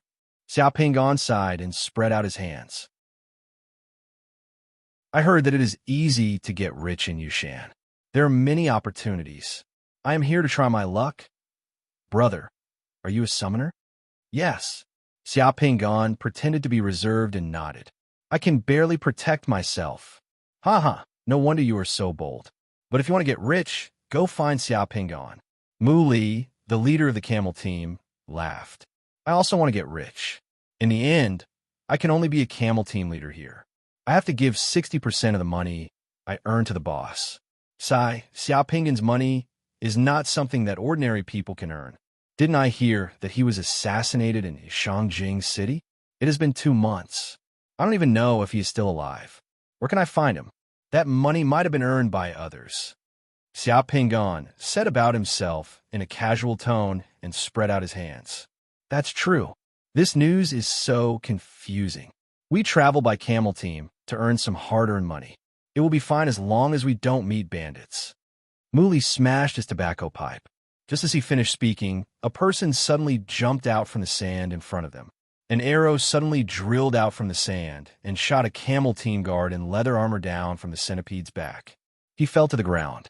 Before the guard could struggle, the person who jumped out from the sand had already pounced on him like a hungry wolf and chopped the guard's neck with his saber.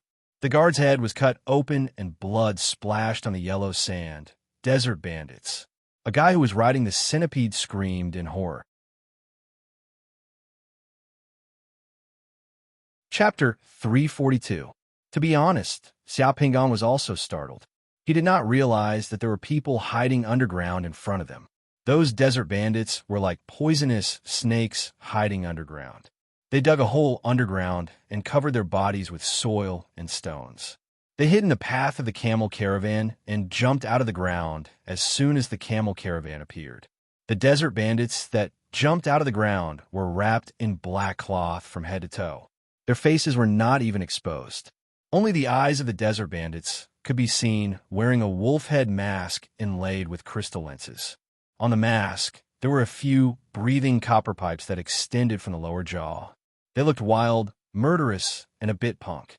After the first desert bandit jumped out of the ground and killed a guard of the camel caravan, he viciously slashed at a nearby camel caravan rider with his knife. Desert bandits and arrows constantly jumped out of the ground and shot out. They were sharp, fierce, and tricky.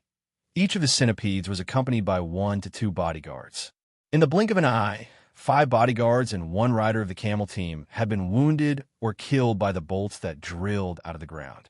They screamed miserably and fell to the ground. There were not many desert bandits who came out of the ground. There were only about 10 of them. Including Xiao Pingan, there were only about 20 people in the camel caravan. Bang! A gunshot sounded. A desert bandit that was rushing towards Mu Li and Xiao Pingan was shot in the wolf head mask by Mu Li. There was a hole in the wolf head mask and blood spurted out from it. The desert bandit did not die. He only staggered and shook his head. Then, he screamed and continued to rush towards Mu Li and Xiao Pingan. Mu Li, who was smoking a cigarette, suddenly had a copper revolver in his hand. He was firing at the desert bandits. Bang! Bang! Mu Li's revolver spun and hit the desert bandit's chest twice in a row, knocking him to the ground. The other camel guards and riders also reacted very quickly. From the moment the first person shouted the word desert bandits, the guards and riders took out their swords and guns to fight with the desert bandits who were charging at them from a close distance. However, these desert bandits were ferocious and far more powerful than ordinary people. 3 more guards and riders fell. Only 1 desert bandit was shot in the lower abdomen and fell to the ground. In the blink of an eye, as soon as the 2 sides came into contact, almost a third of the camel caravan had fallen, while only 2 desert bandits had fallen. Mu Li swiftly shot down a desert bandit with his gun. Then he took out a pitch-black iron spoon, put it in his mouth, and blew hard. The iron whistle made a sharp whining sound. Hearing that sound, all of the centipedes in the caravan quickly changed their formation. Originally, the centipedes were advancing one after another, head to tail. But when Mu Li blew on the spoon, all of the centipedes suddenly curled up into a circle like a wall, protecting all the people in the caravan in the middle. The centipedes were huge and moved fast. When these centipedes reflexively changed their formation, 2 desert bandits who rushed over were hit by the centipedes' huge bodies. They immediately spat out blood and rolled down the slope. Brothers, desert bandits rob goods and never leave anyone alive. Fight with these desert bandits, and we still have a chance to live. At this critical moment, Mu Li summoned the courage of a camel caravan captain.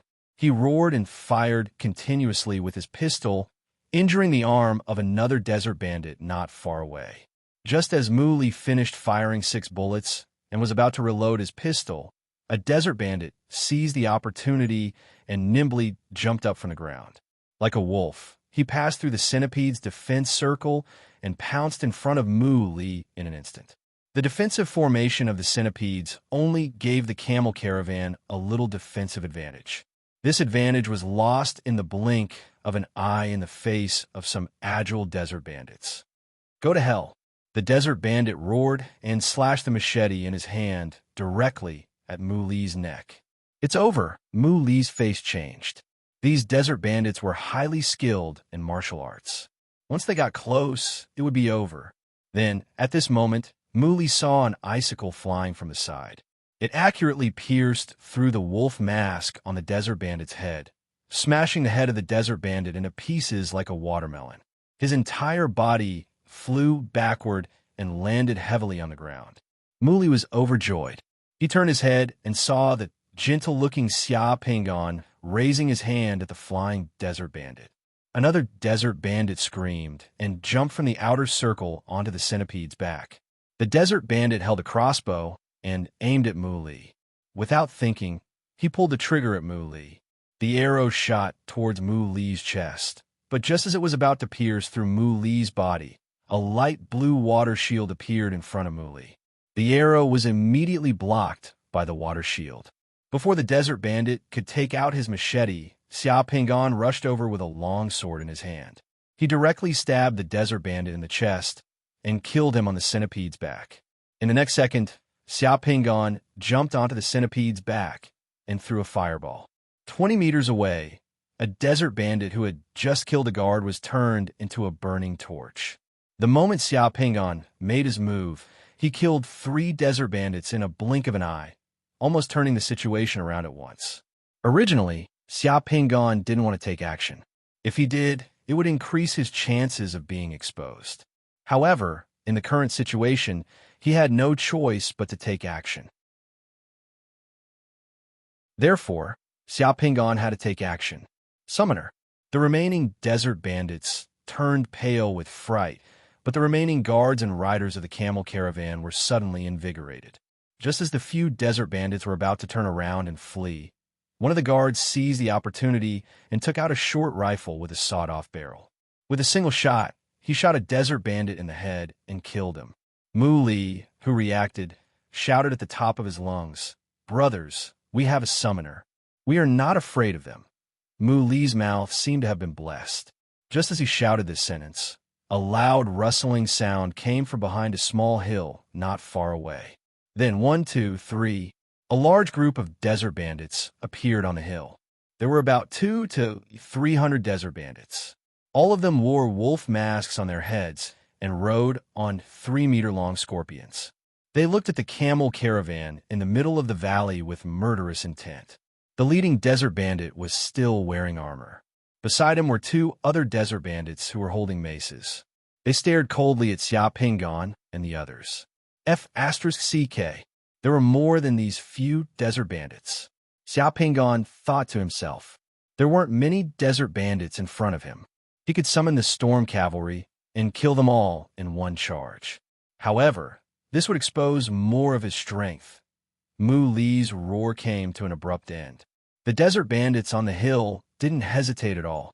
As the leading desert bandit waved his hand, all the desert bandits rode on huge scorpions and charged directly at Xia Pingon and the others, causing a large amount of yellow sand to fly. Not only that, the desert bandits also spread out like a pack of wolves and surrounded Xia Pingon and the others. "Brother, you are a summoner. If you can run, run. You just killed a few desert bandits. If you fall into the hands of these desert bandits, you will definitely suffer a fate worse than death. I am sorry that I didn't send you to Serene Mountain this time." Mu Li's face was already pale. His lips trembled as he turned his head to speak to Xia Pingon. Not only did Mu Li's expression change, but the others in the camel caravan who were still alive also revealed looks of despair when they saw so many desert bandits. Upon hearing Mu Li's words, Xia Pingon didn't want to run anymore. He was thinking about how he could quickly kill all these desert bandits while minimizing the exposure of his own strength. The aura of the leading desert bandit was different from the surrounding people. The bandit leader was staring at him and seemed to be a summoner. His aura was probably of the 2-sun realm. When Xia Pingon had shown that he was only a 1-sun realm summoner, The bandit leader felt that he could definitely defeat Xiao Pingon. Just as Xiao Pingon was about to make a move, Xiao Pingon suddenly stopped and looked at the sky. In the sky, 3 summoners broke through the clouds and flew directly towards them. Judging from the attire of the 3 summoners, they seemed to be the summoners of the Great Shang Nation's border troops. Indeed, the leading desert bandit leader, who was charging forward, also saw the 3 summoners flying in the sky. The bandit leader didn't even think and immediately turned his huge scorpion around to run. However, no matter how many legs the scorpion had, it couldn't be faster than the summoners flying in the sky. The 3 summoners descended from the sky and flew above the desert bandits. One of the summoners waved his hand, and a large amount of fire rain fell from the sky, igniting dozens of desert bandits and their huge scorpion. The desert bandits were burned until they wailed like ghosts and howled like wolves. All of them were turned into human-shaped torches that scurried around on the ground. The other summoner was even more ruthless.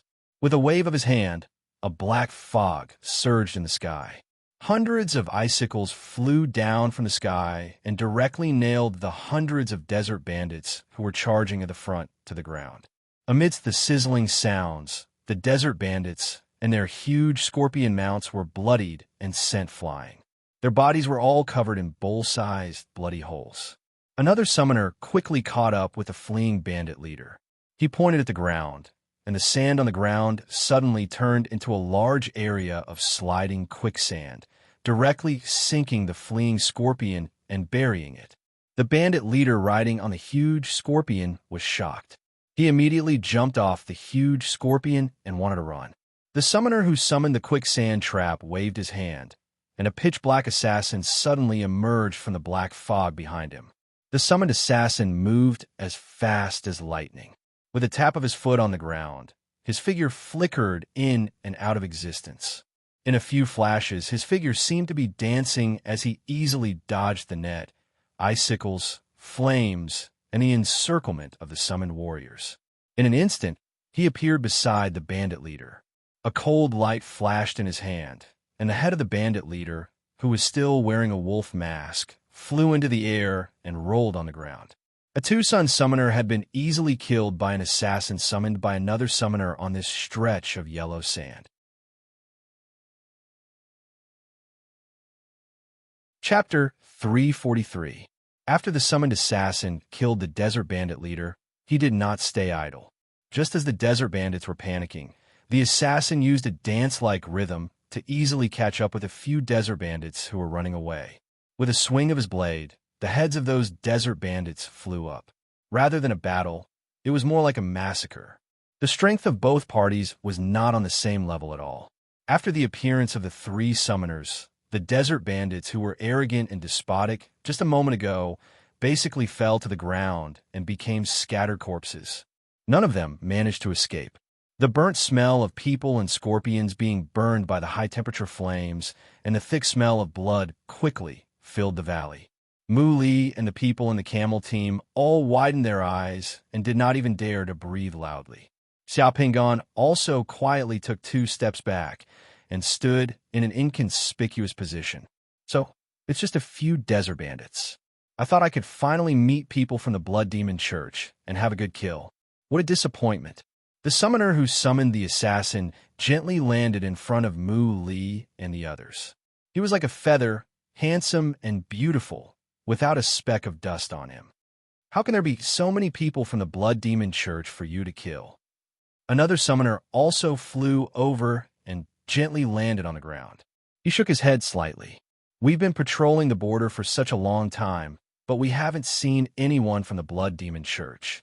The other provinces have been clearing them out for 2 months, and those people from the Blood Demon Church don't show up easily now. Previously, I heard that the people from the Blood Demon Church caused quite a ruckus in and around Shangjing City just to chase that Xiao Pingon. I really hope that they can come to Fengling Province and the border to create some trouble and give us something to do. The summoner who summoned the assassin spread out his hands. The last summoner flew over and shot an icicle in the air.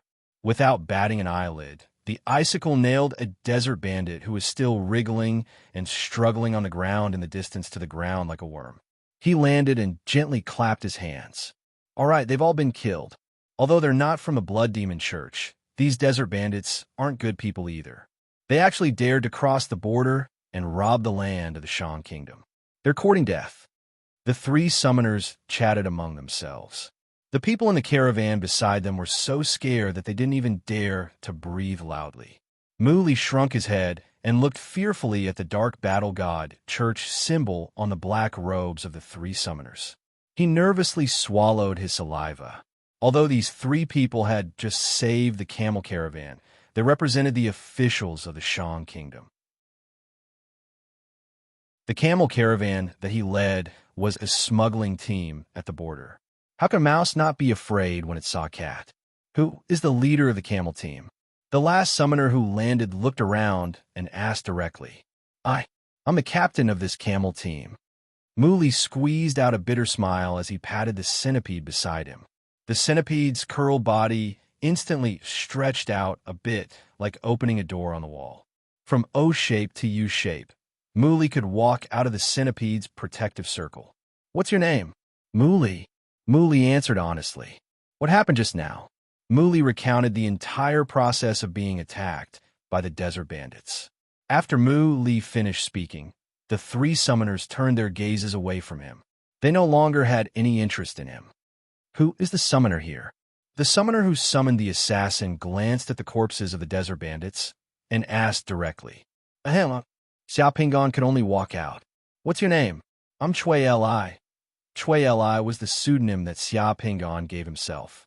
After changing his identity, this name naturally popped up in his mind when others asked him for his name. Therefore, Xiao Pingon used it.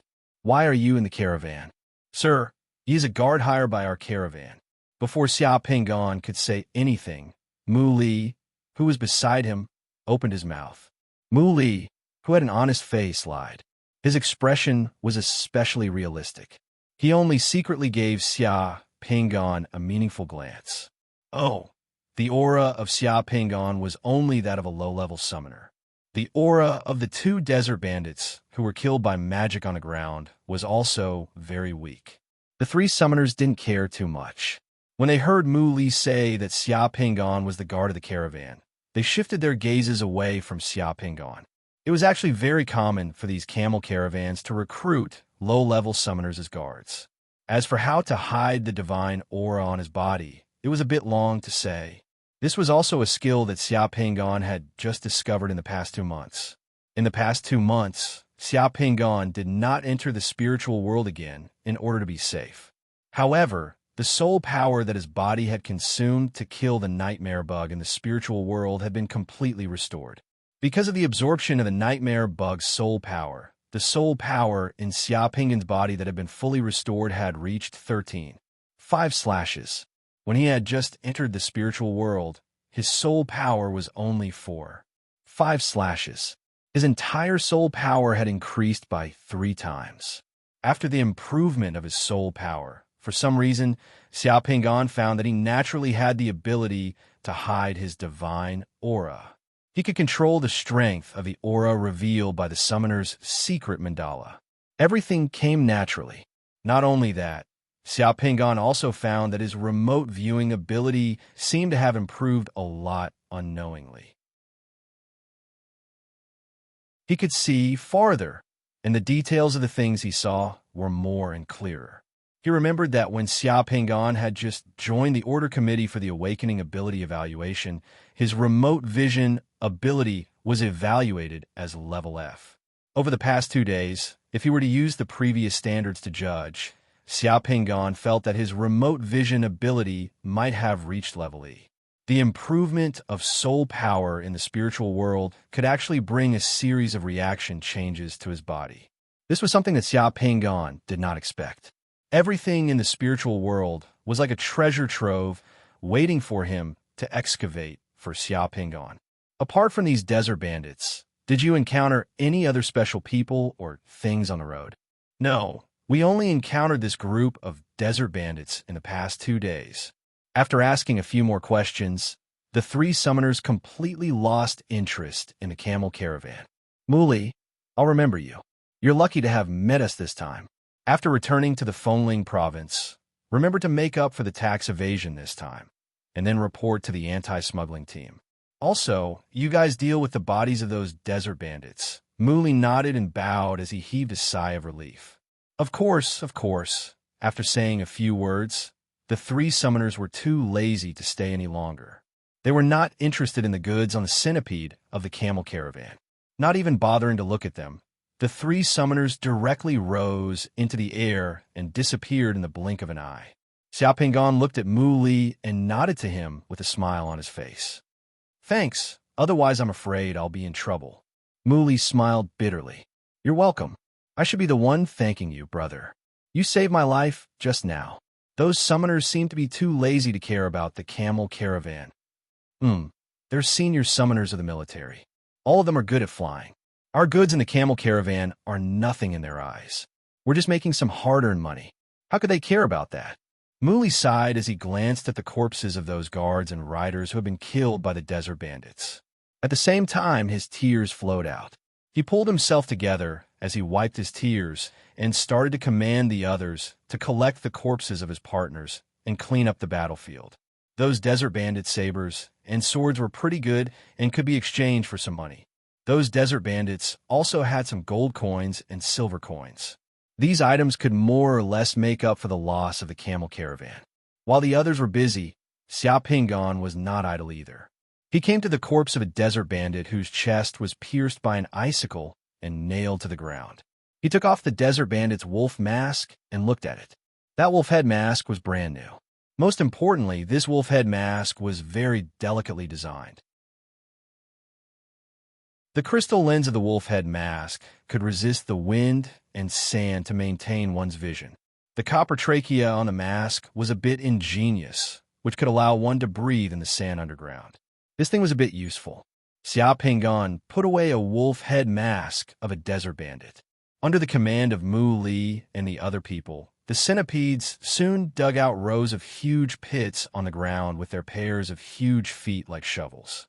Xiaopingan, Mu Li, and the other people dragged those corpses into the huge pits.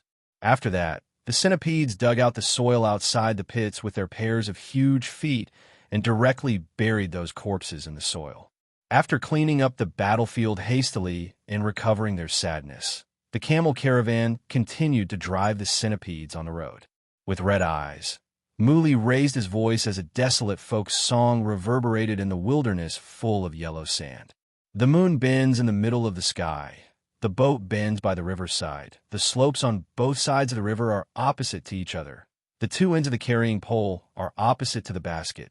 The man rides a horse to travel the world. The girl waits for the man's return home. After crossing 99 rivers and mountains, the heart is like fire on the way home. The boat reaches the shore while the water is big. The girl wants to fall in love while she is young. At the beginning, only Mu Li was singing this folk song. Gradually, the whole camel caravan started to sing. The song immersed the entire camel caravan in a strange atmosphere. Listening to the song, Xiaopingan recalled those companions of the plan to mend the heavens, Chow Chow and Xia Ning. After dark, there were more wild beasts in the wilderness. After chasing away some hyenas, the camel caravan arrived at the Moon Castle. The Moon Castle was an abandoned castle. The entire Moon Castle was covered with broken bricks. No one knew how many years it had been abandoned. Muli said that when his grandpa was young, the Moon Castle had been like this. It was said that this was a military castle of the Shang dynasty. Later on, it was destroyed by someone and abandoned. However, this abandoned military castle in the wilderness was a rare resting place for the camel caravan. After feeding the centipedes, the camel caravan lit a fire in the castle and roasted some dry rations. The next day, before dawn, the camel caravan continued their journey. After another bumpy day, they crossed numerous yellow hills and a lofty mountain range appeared on the horizon in front of them. They had arrived at Yushan.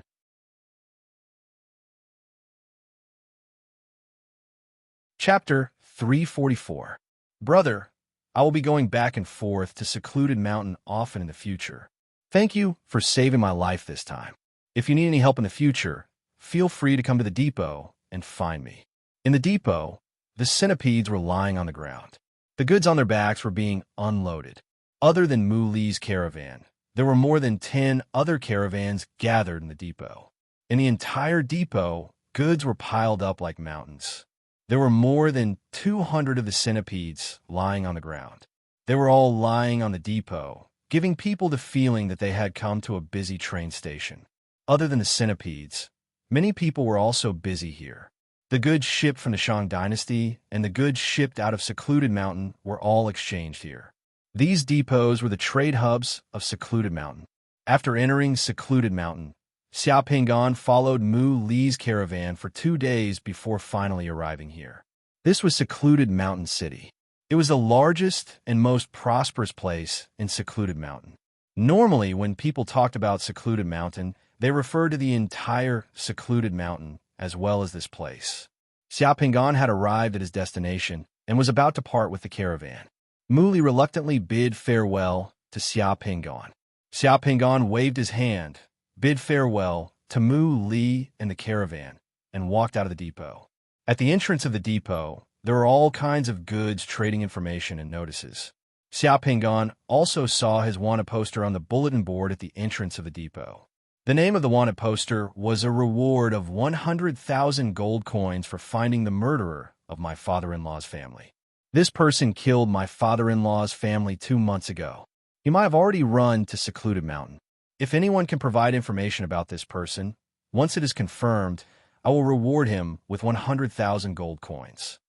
Contact Shopkeeper Zhu of Hunyuan Restaurant on Chuiyu Street. Xiaopinggan was speechless when he saw this. The wanted posters were pasted in a row. Due to the wind and the sun, some of the colors had faded. However, he could still vaguely see his appearance on the posters. The Blood Demon Church's bounty of 10 million gold coins had become 100,000 here. There was a middleman who was profiting from the difference. Outside the depot was a street. After walking along the street for less than 2 miles, they arrived at the most prosperous part of Yushan City. People from all walks of life gathered on the street. In addition to humans, there were also demon wolf warriors and demon wolf mages, as well as beastmen. The demon wolf warriors were the same as the ones he had seen on Earth. They were about 2 meters tall when they stood up. They had the head of a wolf and the body of a wolf. They had black or gray fur on their bodies, and a few of them were white. They were all wearing leather armor and had weapons hanging from their waists. They carried the firearms of the demon wolf clan on their backs. The magic wolf mage was wearing a long robe. He had the body and limbs of a human, but he had the head of a wolf. Some of the magic wolf mages had 1 head, while others had 2 heads. The fur of the magic wolf mages was even more glossy. There were gray, black, red, white, and even golden ones. The abilities of the demon wolf warriors and magic wolf mages could be judged from the color of their fur. From lowest to highest, they were gray, black, red, white, and golden. It was said that the strongest magic wolf mage had 3 heads. Compared to the demon wolf clan, the beastmen in Yushan City were much more colorful. These beastmen looked like humans, but they had obvious traces of beasts on their bodies. Some had snake-like heads, some had rabbit-like ears, some had leopard-like skin, some had cow-like horns, and some had fox-like tails. These different characteristics of beasts made it easy for people to differentiate the different clans of the beastmen on the streets.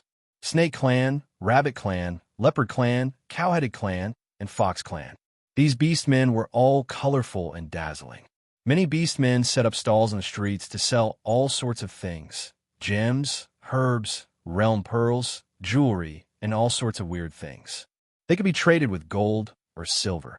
It was said that the higher the level of the beastmen, the fewer beast-like characteristics they would have, and the closer they would be to humans. In Xiaopinggan's eyes, these beastmen were more like demons by the standards of Earth. The beastmen were actually demons. Most of the beastmen had not cultivated to become humans. The streets here were orderly, but also chaotic. While walking on the streets, one could hear quarrels and angry roars coming from the streets at any time. Along the streets, there were battlegrounds the size of basketball courts. If the quarrels on the streets could not be settled with words, they would be settled in the battlegrounds. They would use their fists, swords, and spells to settle the disputes. Xiao Pingan had not taken many steps on the streets when he saw a Tauren and a demon wolf warrior fighting fiercely in the battleground. The Tauren was wielding a huge hammer and hammered the demon wolf warrior until he spat out blood and flew out of the battleground, breaking his bones and tendons. The onlookers were discussing fervently. As for the reason why the Tauren and the demon wolf warrior were fighting, it was said that when they were walking on the streets, the Tauren and the demon wolf warrior's shoulders bumped into each other. Then, they quarreled and fought to the death. After being hammered out of the battleground by the Tauren, the demon wolf warrior's companions did not make a sound. They only glared at the Tauren, who was roaring in the battleground. They turned around and carried the heavily injured demon wolf warrior and left without saying anything. This was one of the rules passed down in Yushan City. In the battleground, one was responsible for their own life and death. However, those who were willing to enter the battleground on the streets were usually low-level characters. The truly powerful characters were not people that anyone dared to offend. Secondly, they would not enter the battleground to fight over trivial matters. In this Yushan city, there were many brave and ruthless people everywhere. It was indeed a chaotic place. Xiao Pingan walked around Yushan City for a while before finding it and run by humans. After discussing the price, he settled down. Yes, in this place, regardless of whether it was humans, demon wolf race, or beastmen, they all had their own businesses. Inns run by the demon wolf race and the beastmen could be found everywhere. Xiao Pingan's inn was on the 3rd floor of the inn.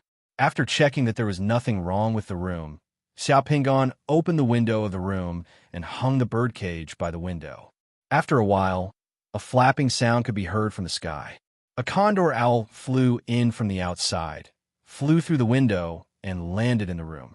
Xiao Pingan waved his hand and cast a silent enchantment. All the sounds in the room were sealed and could not be transmitted out. The condor owl flew into the room and a cloud of smoke came out. Then, it turned into a living person standing in front of Xiao Pingan. Flaming Rhino was naked and used his hands to cover his lower abdomen. He curled his body and looked at Xiao Pingan, begging, "Can you give me a piece of clothing? You have been naked for so many days, and I don't see you embarrassed. How can a bird be the same as a human?" Xiao Pingan laughed, but still took out a long robe from his spatial equipment and threw it over. "Only one? Okay, just cover it up a little. Just treat it as a changing room. Anyway, there are no outsiders here." Flaming Rhino quickly put on the long robe, revealing his chest and furry thighs. He was extremely flirtatious. "I'll let you be free for a few days. Don't tell me you didn't get any useful information. Other than the condor owl's eyes, its hearing is also 10 times better than a normal person's. Let's get something to eat first. I'm starving." Flaming Rhino rubbed his stomach. Hee hee hee. "Didn't you catch a few rats to satisfy your hunger?" Hearing the joke about rats, Flaming Rhino thought of the 2 brats on the train. His mouth twitched and his face turned black. After joking around, Xiao Pingan directly took out a fat roast chicken from the space equipment and threw it over. The flame rhinoceros grabbed the roast chicken, and in just a moment, the roast chicken was only left with a pile of bones.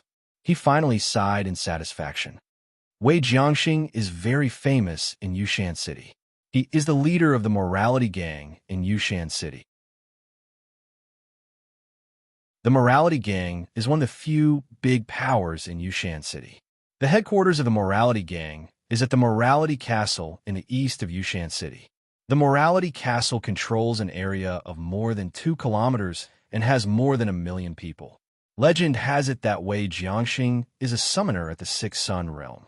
He has 4 Vajras, 8 altar leaders, and 2 protectors. They are all summoners below the 6th Sun realm. The flame rhinoceros straightforwardly told the information that Xiao Pingan was concerned about. The altar leader of the Blood Demon Church was actually the leader of the morality gang here. Morality gang? This was really ironic. The 4 Vajras, 8 altar leaders, and 2 protectors under Wei Jiangxing should be from the Blood Demon Church. The morality gang was just a shell of the blood demon church in Yushan. Back then, Lin Qing might have been deceived by the name of the morality gang. Xia Pingan sighed to himself. As long as the plan was right, it was not difficult to kill a summoner at the Six Sun Realm.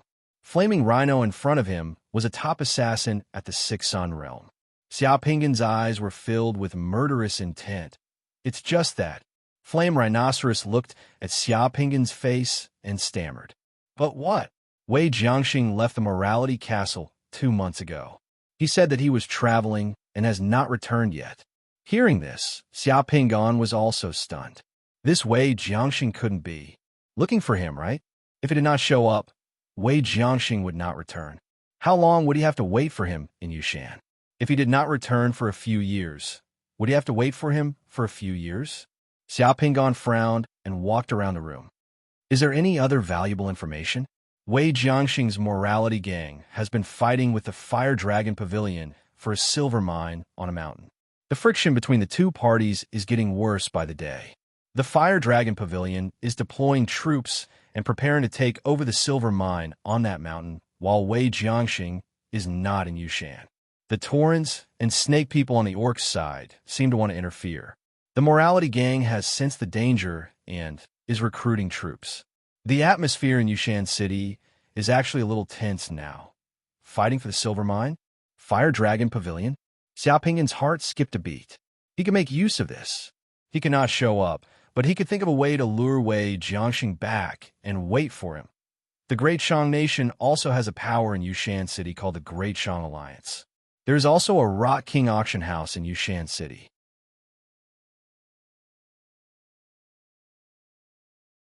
Chapter 345.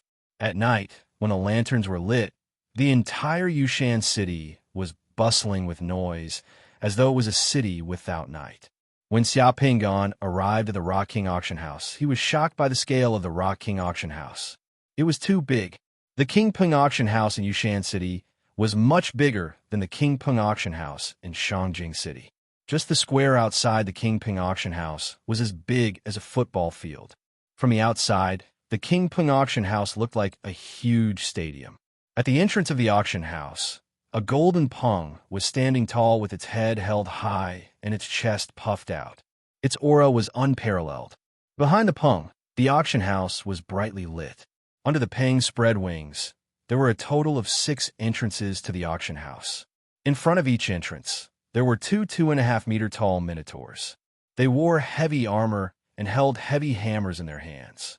That aura was enough to make cowards piss their pants. Bustling crowds of people entered the auction house through the 6 doors. Apart from humans, there were also beastmen and demonic wolves who came to participate in the auction. Xia Pingan walked around Yushan City for half a day before arriving here. He did not expect that today would be the day of the Rock King auction house's auction. Xia Pingan also came to join in the fun. The Shang dynasty had already started to restrict the rare realm pearls, and they could not be bought in the auction house. Xia Pingan wanted to see if he could get a rare realm pearl in the auction house of Yushan City. There was no restriction on resources in Yushan City. After not fusing with a realm pearl for 2 months, his divine power did not improve at all. Xia Pingan felt that he was about to die from boredom. Only when he did not have a realm pearl did he miss those happy times in Shangjing City. At that time, the realm pearls were all fusing with one another, and his strength was like sitting on a rocket, changing with each passing day. It was a pity that as the common realm pearls were fused with, there were fewer and fewer rare realm pearls. It was impossible for him to experience those days again. As a summoner, strength was the foundation of a summoner. As long as there was a chance, Xia Pingan would not let go of the chance to fuse with a realm pearl. Flaming Rhinoceros, who had finally returned to his human form, was wearing black clothes. He followed beside Xia Pingan, making it seem as if he was Xia Pingan's friend. As a top assassin, Flaming Rhino knew a set of bone-shrinking skills. Once this set of bone-shrinking skills was used, Flaming Rhino's body shape and face could be easily changed. His face was almost unrecognizable by Xia Pingan. During the day, Yanxi acted as a tour guide and brought Xia Pingan around Yushan City. They even went to the outskirts of Morality Castle to take a look. At night, the two of them returned to the city. Xiaopinggan felt that there was a benefit to having Flaming Rhinoceros by his side. Anyone who saw the two of them walking together would not think that Xiaopinggan had an accomplice when he was running for his life. Xiaopinggan was not worried that Flaming Rhinoceros would run away or betray him. This was because if something happened to him, Flaming Rhinoceros's shape-sealing technique would be solidified. If Flaming Rhinoceros wanted to be a human again, it would be as difficult as ascending to the heavens. Flaming Rhinoceros's fate had already been tied to Xiaopinggan. As for the matter of him being chased by the Blood Demon Church, Flaming Rhinoceros did not dare to have any other thoughts other than gloating. The two of them followed the people in front of them from the main door in the middle of the Rock King auction house. There was a box at the entrance of the auction house. The entrance ticket to the auction house cost 1 gold coin. The rules of the Rock King auction house in Yushan were completely different from the rules of the Rock King auction house in Shangjing City. Every auction item here was kept secret before the auction started. Every time one came to participate in the auction, they had to pay 1 gold coin to try their luck. At the same time, there was no VIP auction here. All the auctions were held in a hall. Moreover, there were all kinds of auction items. Anything could be auctioned, including people, demon wolf warriors, beauties of the Fox clan, and so on. Flaming Rhinoceros introduced the rules here to Xiaopinggan in a low voice. Behind the 6 main doors of the auction house, there were 6 small doors. The people who entered would be divided into different small doors. Then, behind the small doors, they could randomly receive a mask from service desk. Only by wearing a mask could they enter the auction house. Sir, after you bid for the item you like, please don't take off your mask. If you expose your face in the auction house will not be able to guarantee your safety after you leave the auction house. For customers who bid for the item, we have a special dressing room in the backstage of the auction house. Customers can leave through a special passage after putting on their makeup. In this way, they won't be recognized by other people who participate in the auction. A seductive beauty of the Fox clan handed a fox mask to Xiaopinggan. Then, she introduced it to Xiaopinggan in a soft voice. In addition, if you cause trouble in the auction house by force, you will be killed by the protectors of the auction house. If you can't pay for the item you bid for, it's equivalent to selling yourself to the auction house. You will be sold as a slave by the auction house to pay for the auction. Therefore, please be careful when you bid for the item and don't affect other people's auctions. This rule was prepared for people who wanted to cause trouble. Xiaopinggan had already prepared himself mentally. He nodded slightly and took the fox mask. Then, he entered the auction house through the passage. Half a minute later, Flaming Rhinoceros, who was also wearing a fox mask, followed him in. The seats in the auction house were all small cubicles. Each cubicle could seat up to 3 people at most. The cubicles were marked with the auction seat number of each person. There was also a mechanical bidding device in each cubicle. As long as one operated the bidding device, one could bid and participate in the auction in the cubicle. It looked quite interesting. There were many people who came to participate in the auction. Xiaopinggan glanced at the auction house. This auction house could seat at least 5,000 people. There were more than 4,000 people who came to participate in the auction tonight. Not long after he sat down, there were still people who came to participate in the auction. Xiaopinggan suddenly heard Flaming Rhinoceros's voice. The person in seat number 3063 in the second row at 9 o'clock on your left is one of the 4 great guardian warriors of the Morality Gang, Tu Lai. He's Wei Jiangxing's right-hand man. Xiaopinggan's heart skipped a beat. He looked in the direction Flaming Rhinoceros was talking about. He saw a strong man wearing a bull's mask and a silver robe. He had just entered seat number 3063 and sat down. He was looking around. How do you know that person is one of the 4 great guardian warriors of the Morality Gang, Tu Lai? Xiaopinggan asked Flaming Rhinoceros. I remember his hairstyle, body shape, and walking posture. He's only wearing a mask. His body shape, hairstyle, and walking posture haven't changed. So, how can I be sure that we're going to do something tonight? Flaming Rhinoceros licked his lips. His voice was laced with bloodlust. Xiao Pingon only glanced at Tu Lai. His gaze did not linger on Tu Lai for even half a second before he naturally looked away. This way, he would not attract the attention of other experts. It was really better to arrive at the right time than to arrive early. Xiao Pingon was still thinking about how to deal with the morality gang during the day. He did not expect to meet the 4 great guardian warriors of the morality gang at the auction house at night. Keep an eye on him first. We'll talk after the auction. Understood. Xiao Pingon did not say anything else. However, Child of Fortune had already jumped out of his secret mandala and quickly walked around the auction house. In Child of Fortune's line of sight, Xiao Pingon saw a skinny old man standing in a private room at the highest point of the auction house. He had his hands behind his back and was overlooking the entire auction house.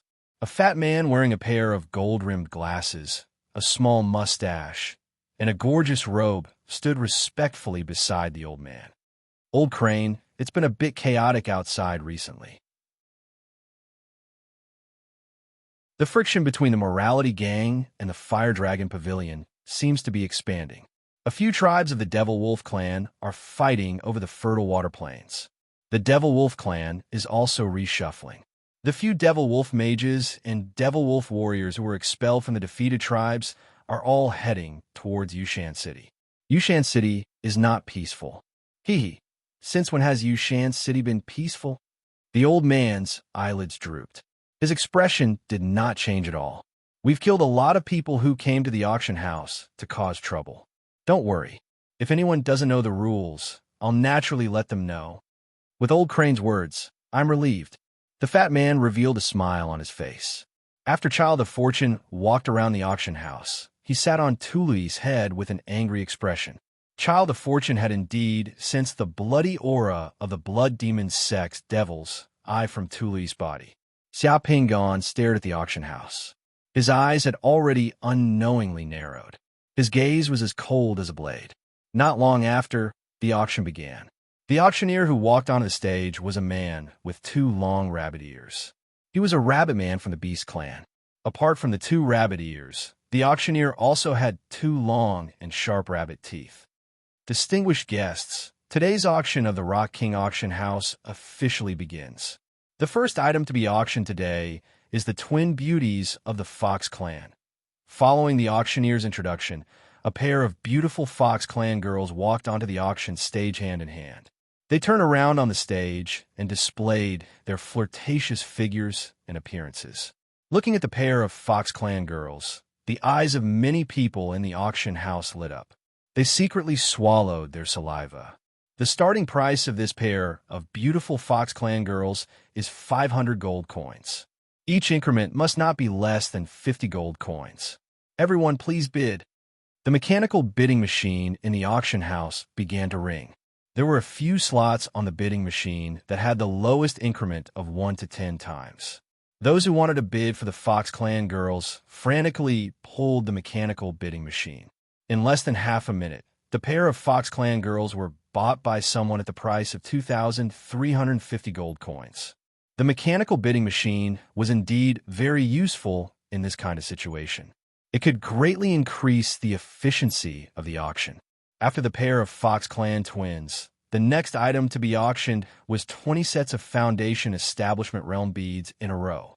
Then there were a few 100-year blood ginseng, 9-leaf Ganoderma grass, sandworm crystal, a few sets of Demon Wolf warriors, Orc warriors, runic Dharma artifacts, and various other realm beads. However, to Xiao Pingon, those realm beads were things that he had fused with before. Thus, they didn't pique his interest at all. Finally, after more than an hour of the auction, a new realm bead was sent onto the stage. This is a rare divine skill realm bead. The divine skill of this realm bead is very useful to summoners. At critical moments, it can allow summoners to have the diamond neck to resist attacks on the vital parts of their neck. Even without the corresponding spiritual force crystal, the mortality rate of this realm bead is very low. The starting price of this realm bead is 1,200 gold coins. Each increment is at least 100 gold coins. Seeing the new rare realm bead appear on the auction stage, Xiao Pingon was shocked. He focused his attention on the realm bead and saw that it was dark red in color.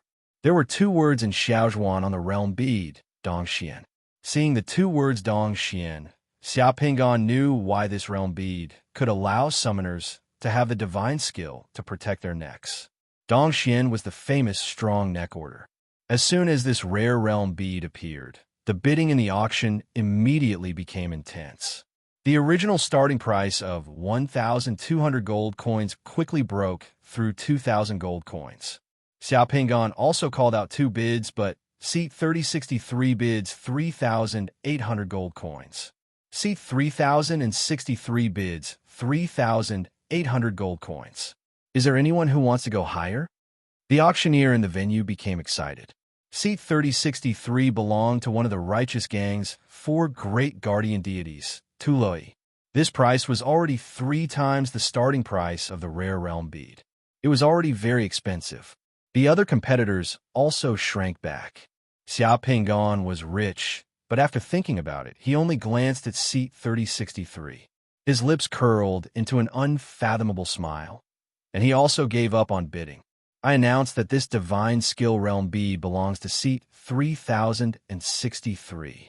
The auctioneer's gavel fell. The auction continued. Not long after, another rare realm bead appeared. This is also a rare divinity realm bead. If you successfully fuse with it, you'll gain at least 20 points of divinity realm bead.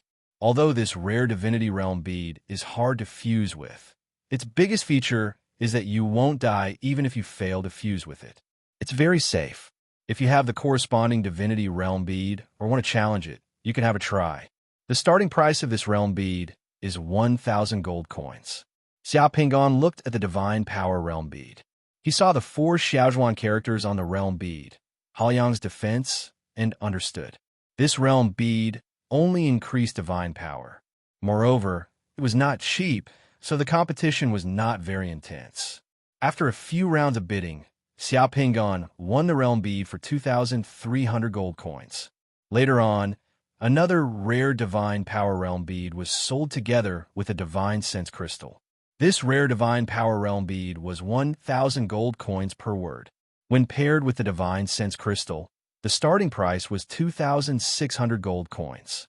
The competition for this rare divine power realm bead was very fierce. Xiaopingan did not bid much, but the price of this realm bead and the divine sense crystal was already above 5,000 gold coins. In the end, seat 3063 bought the 1,000 gold coins per word realm bead and the divine sense crystal for 6,100 gold coins. After this realm bead, no other rare realm beads appeared until the end of the auction. The auction thus ended.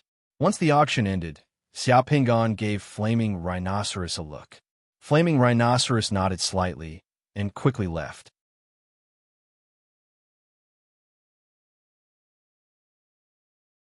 Chapter 346. In the backstage trading room of the auction house, Xiaopingan took out 46 rolls of gold coins. Each roll had 50 gold coins, and each roll weighed more than 2 kilograms. It was very heavy. The 46 rolls of gold coins were piled up on the table. They were heavier than an adult's body. This was the value of a rare realm pearl. The gold coins piled up together were heavier than a person.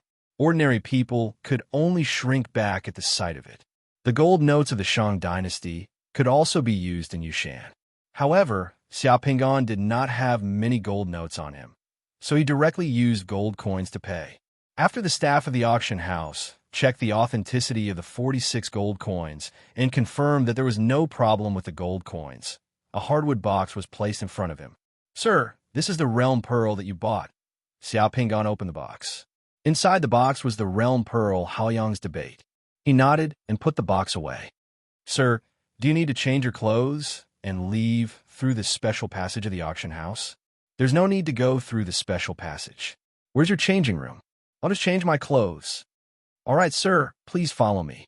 All the clothes and jewelry in our changing room can be sold. Sir, if you like anything, you can wear it directly. If you need it, we will also provide hairdressers and makeup artists to tailor your style." As he spoke, the auction house staff directly brought Xiaopingan to a large changing room. The changing room was filled with all kinds of men's clothes and hats. There were all kinds of styles, and there were hundreds of them. These clothes were for the convenience of the people who bought the items. They could change their clothes here and go out without being recognized by others in the auction house. This was the characteristic of the Rock King auction house in Yushan. Everything was considered for the customers. The auction house even sold department stores, beauty, and makeup. It was a complete service. However, this also showed that Yushan was not an ordinary chaotic place. After revealing one's wealth, it was better to be careful. Xiao Pingan only changed into a new set of clothes and hat in the changing room. After paying, he did not use any special passage and left the auction house through the exit. The sky outside had completely darkened. Other than the square outside the auction house that was still lit up, there were no street lights anywhere else. Xiao Pingan did not stand out at all when he walked out of the auction house.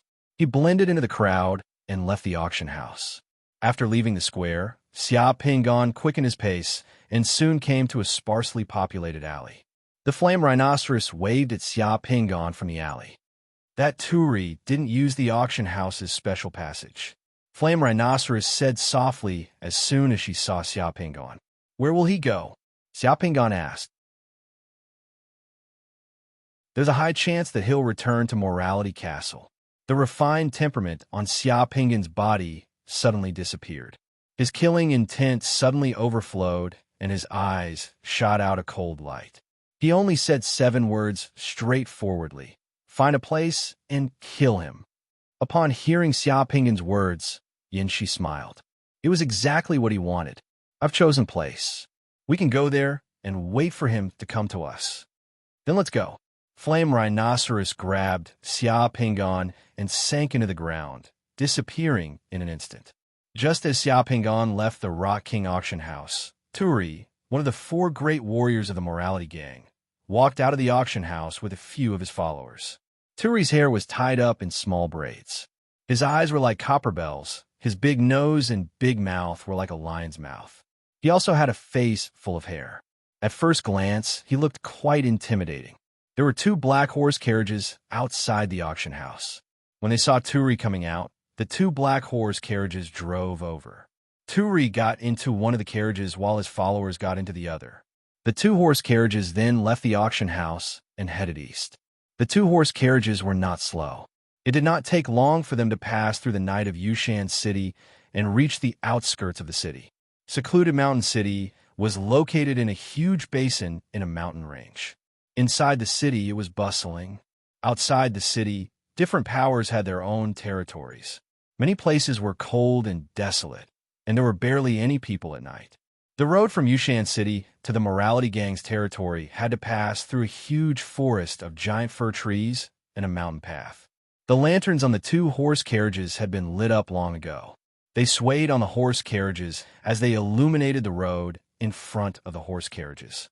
Traveling through the forest of giant fir trees at night, the sound of the horses' hooves was especially crisp.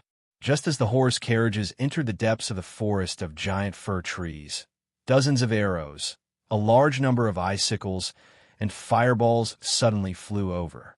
They were as fast as lightning and instantly hit the 2 horse carriages. The 2 horse carriages screamed in pain. Their bodies were pierced by a few arrows, and they rolled down from the horse carriages. The 4 horses pulling the horse carriages were also hit by the arrows. They neighed, and their bodies turned black. Their legs gave way, and they fell onto the road. As for the 2 carriages behind the horse carriages, they were the focus of attention. Dozens of icicles and fireballs instantly smashed the 2 carriages into pieces. When the horse carriage that Tuli servants were in was smashed into pieces, the servants had already flown out of the horse carriages. 2 of the servants pulled out their swords and turned in the air.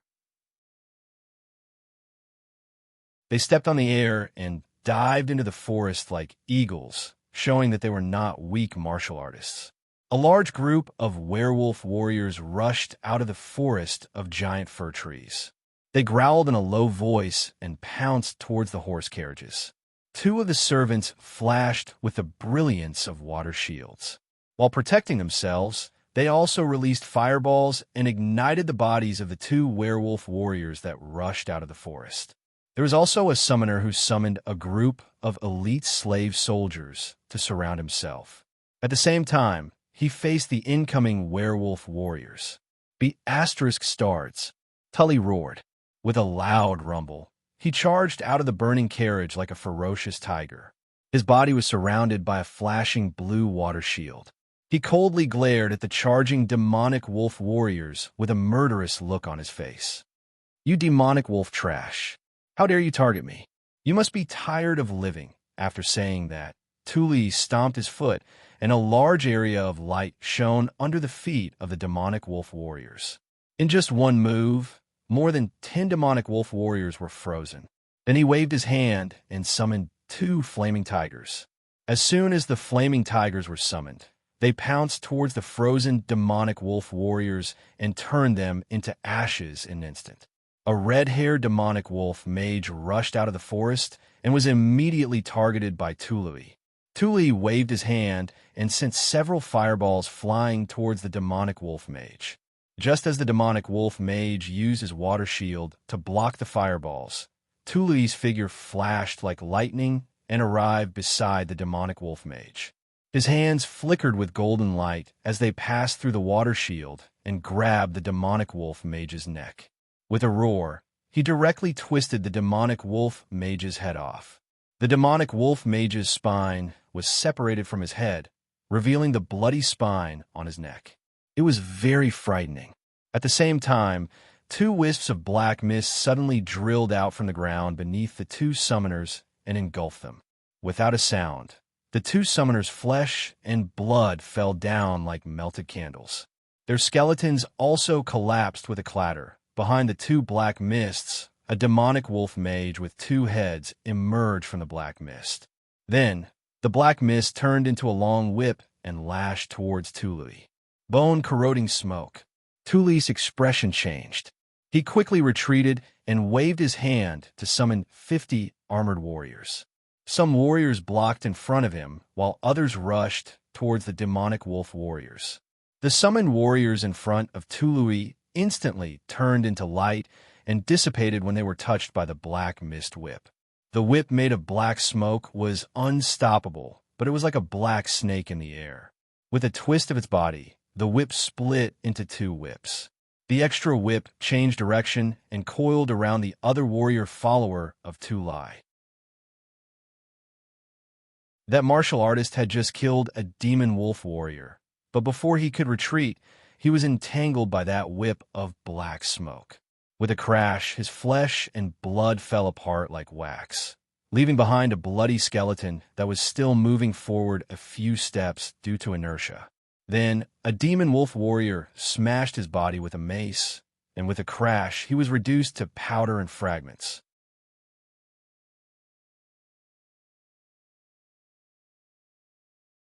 Chapter 347. The fight in the giant fir forest was fierce and fierce. In the blink of an eye, in just a few breaths of time, Tully only had 1 martial artist as his follower left. Moreover, that martial artist was instantly surrounded by more than a dozen demon wolf warriors. Those demon wolf warriors fearlessly rushed towards that warrior follower. All kinds of weapons in their hands, such as crossbows and swords, were thrown towards that warrior follower. Although the martial artist follower wasn't weak, he wasn't strong either. After killing 3 demon wolf warriors, he was shot in the thigh by a crossbow arrow. As he staggered, a demon wolf warrior rushed over and stabbed the martial artist's chest with its saber. It bit the martial artist's neck and flesh, tearing apart the martial artist's throat and windpipe. Blood spurted out from the martial artist's neck and chest as he fell to the ground. Then, 2 wolf-tooth maces smashed into the martial artist's head and chest at the same time. The martial artist's head and chest were smashed into meat paste, and he died. Tully was entangled by that 2-headed demon wolf mage. He could only watch as his warrior follower fell. At this time, a large group of demon wolf warriors rushed towards Tully. "You all deserve to die." Tully grinned nastily as he dodged the bone-eroding wolf smoke's whips. His fists, flashing with golden light, fiercely smashed the ground. Swish! In an instant, with Tully as the center, countless metal spikes suddenly shot out from the ground in a 100-meter radius. The effect was like stepping into a trap full of spikes. A group of ferocious demonic wolf warriors screamed miserably. Their bodies were instantly pierced through and nailed to the ground like skewers of meat. The demonic wolf warriors had their intestines and stomachs pierced through. From their feet to their stomachs, from their stomachs to their necks, they were pierced through by the metal spikes. Blood gushed out, and the ground within a radius of 100 meters instantly turned blood red, carrying the stench of demonic wolf blood. The two-headed demon wolf mage, entangled with Turi, suddenly turned into smoke and leapt up, avoiding the spikes that shot out from the ground. Turi wanted to chase after him, but when he passed by a tall fir tree, his expression suddenly changed. A black shadow suddenly appeared from the trunk of that tall fir tree that required 10 people to wrap their arms around. The shadow held a black blade in its hand, and as fast as lightning, it directly slashed towards Turi's neck. Its speed was unbelievably fast. By the time Turi noticed it, the black blade and the shadow were less than a meter away from his neck. Turi roared. In an instant, a water shield, an ice shield, a fire shield, and a metal shield appeared around him. The 4 shields revolved around his body, protecting him. However, the black shadow and the black blade in its hand was like a hot knife through butter. The black blade's blade suddenly emitted a brilliant light. The black blade? As. The blade and the black shadow went straight for Turi's head. In a nick of time, a bronze metal token suddenly appeared in Turi's hand. That token was covered in lightning runes. Turi activated the token. A dazzling ball of lightning suddenly blossomed from Turret's hand. In an instant, the forest of giant fir trees seemed to have become the center of a thunderstorm. Dazzling white chain lightning spread out like a shockwave with Turret as the center. The air of the forest was filled with flashing lightning. The black shadow holding the black blade rushed to Turi's side and was about to behead him. The nearby demon wolf mage and the skewered demon wolf warriors on the ground were all within the range of the lightning shockwave. The bodies of the demonic wolf warriors that were skewered on the ground were instantly charred, their fur disappearing. The demonic wolf warriors that were still alive and struggling were also electrocuted into charcoal. A muffled groan came from Tului's side. The shadow holding the black blade dissipated, revealing a white-furred demonic wolf with 2 wolf heads. The white-furred demonic wolf turned into a streak of bloody light and fiercely pierced through a giant fir tree. The chain lightning struck the trunk of the giant fir tree and directly blasted it apart. Like a thunderbolt, the giant fir tree caught on fire. Using the cover of the giant fir tree, the 2-headed white-furred demonic wolf turned into a streak of bloody light and quickly fled. However, it also spat out 7 or 8 mouthfuls of blood. The other 2-headed demon wolf mage wasn't so lucky. The 2-headed magic wolf mage wanted to retreat, but his speed was not as fast as lightning. The frightening lightning bolt shattered the bone, eroding smoke whip in the hands of the 2-headed magic wolf mage, and a sharp lightning bolt directly shattered one of the heads of the 2-headed magic wolf mage. The 2-headed magic wolf mage let out a blood-curdling scream and fell from the sky. The body of the 2-headed magic wolf mage was instantly annihilated by the lightning bolt, losing all signs of life. After the fierce and dazzling lightning shockwave, Turi was the only one left standing in the forest of fir trees, gasping for breath. The ground around him was filled with charred corpses of demon wolves. Not a single living person could be seen. A huge fir tree was burning and smoke was rising from the ground. The ground within several hundred meters was charred black without any signs of life, as if it had been plowed by cannonballs and flames. The token that brought the terrifying lightning bolt turned into silver sand and fell from Turi's fingers, scattering on the ground. Puff! Turi's body swayed, and his face turned pale. He also spat out a mouthful of blood. The final surprise attack of the 2-headed demon wolf mage and the 5 Thunders talisman that he had crushed at the critical moment still injured Turi. Turi's eyes were fixed on the other side of Yushan City. Between his blood-stained lips, he spat out 3 words: Fire Dragon Pavilion. In Turi's opinion, this assassination was definitely set up by the Fire Dragon Pavilion, who had bribed the wandering demon wolves. The demon wolves that attacked tonight were all unfamiliar faces, especially the 2-headed demon wolf mage. He had a powerful magic weapon of the demon wolf clan in his hand. He had never appeared in Yushan before. Such a demon wolf mage would not be a nameless figure among the demon wolves. He would not have ambushed Turi for no reason. He could only have been instructed by someone else. Turi could not think of anyone else besides the Fire Dragon Pavilion who had instructed him. After panting for a while, Turi's complexion gradually improved. After the fierce battle ended, he also relaxed. Turi glanced at the scene full of corpses. This was not a place to stay for long. Just as he was about to turn around and leave, something strange happened again. A terrifying chill suddenly and violently erupted from the ground, freezing his feet in the ground. The terrifying chill continued to spread from his feet to Turi's body. Turi's expression changed abruptly. He wanted to jump up, but because of that terrifying chill, his movements were always a little slower. Then, a sharp cold light flew out from the ground under his feet. Its speed was faster than lightning as it swept up from the ground. Turi's body stiffened. He did not even make a sound before his body was cut in half. Crash! The items in Turi's spatial equipment exploded all over the ground. Rolling gold coins, realm pearls, and all kinds of strange things covered the ground as if a truck had tipped over its contents. 2 figures drilled out of the ground like smoke. With a wave of his hand, Xia Pingan collected all the items that had dropped from Tully's body. At the same time, Flame Rhinoceros threw a fireball.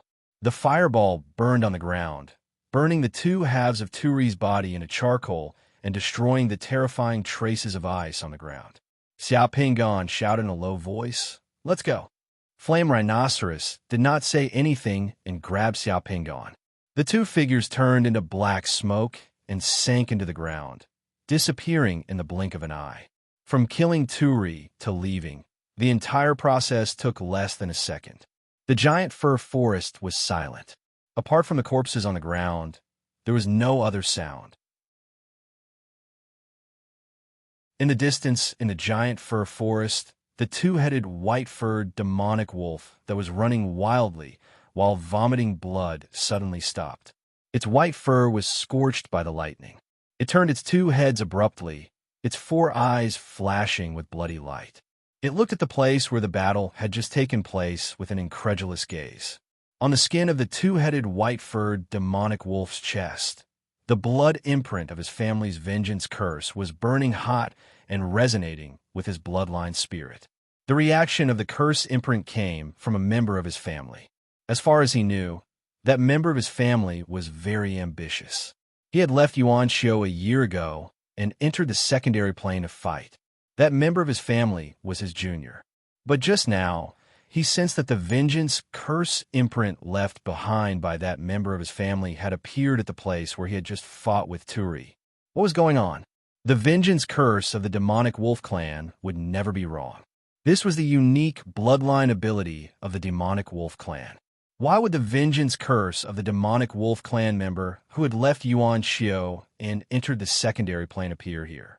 The 2-headed white-furred demonic wolf stood in the giant fir forest. Its 4 eyes flashed and gradually became strange and profound.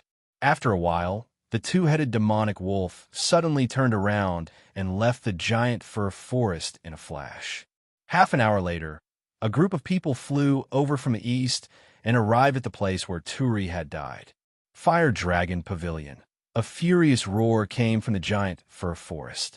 At about the same time, Xia Pingan and Flame Rhinoceros had safely returned to the hotel room that Xia Pingan had rented.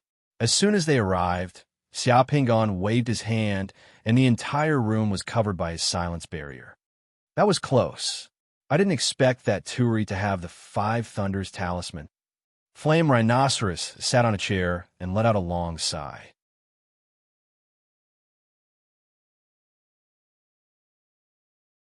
Chapter 348.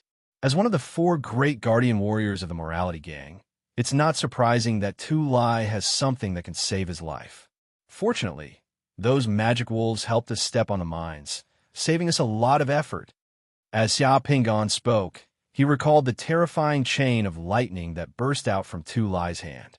He was a little shocked. The Five Thunder Talisman was a rune master's technique. Xia Pingan was also a rune master, but he had not mastered the divine rune to summon thunder and lightning.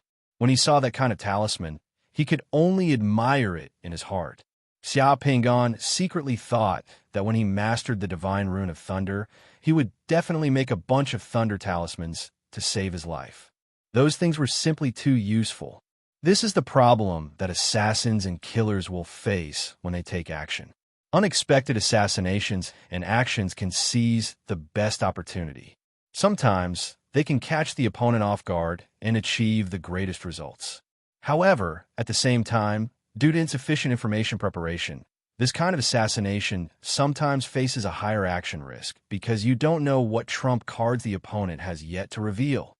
Flame Rhinoceros commented with a professional view and shook his head.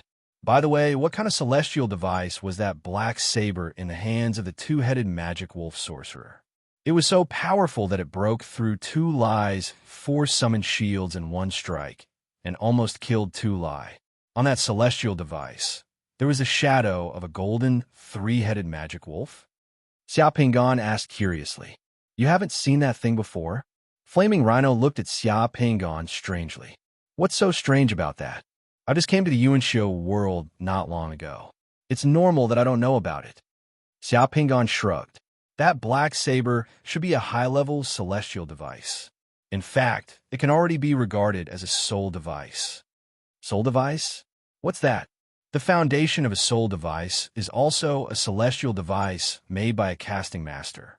Some people also regard a soul device as a high-level celestial device, but the difference is that a soul device is generally used by high-level summoners and sorcerers.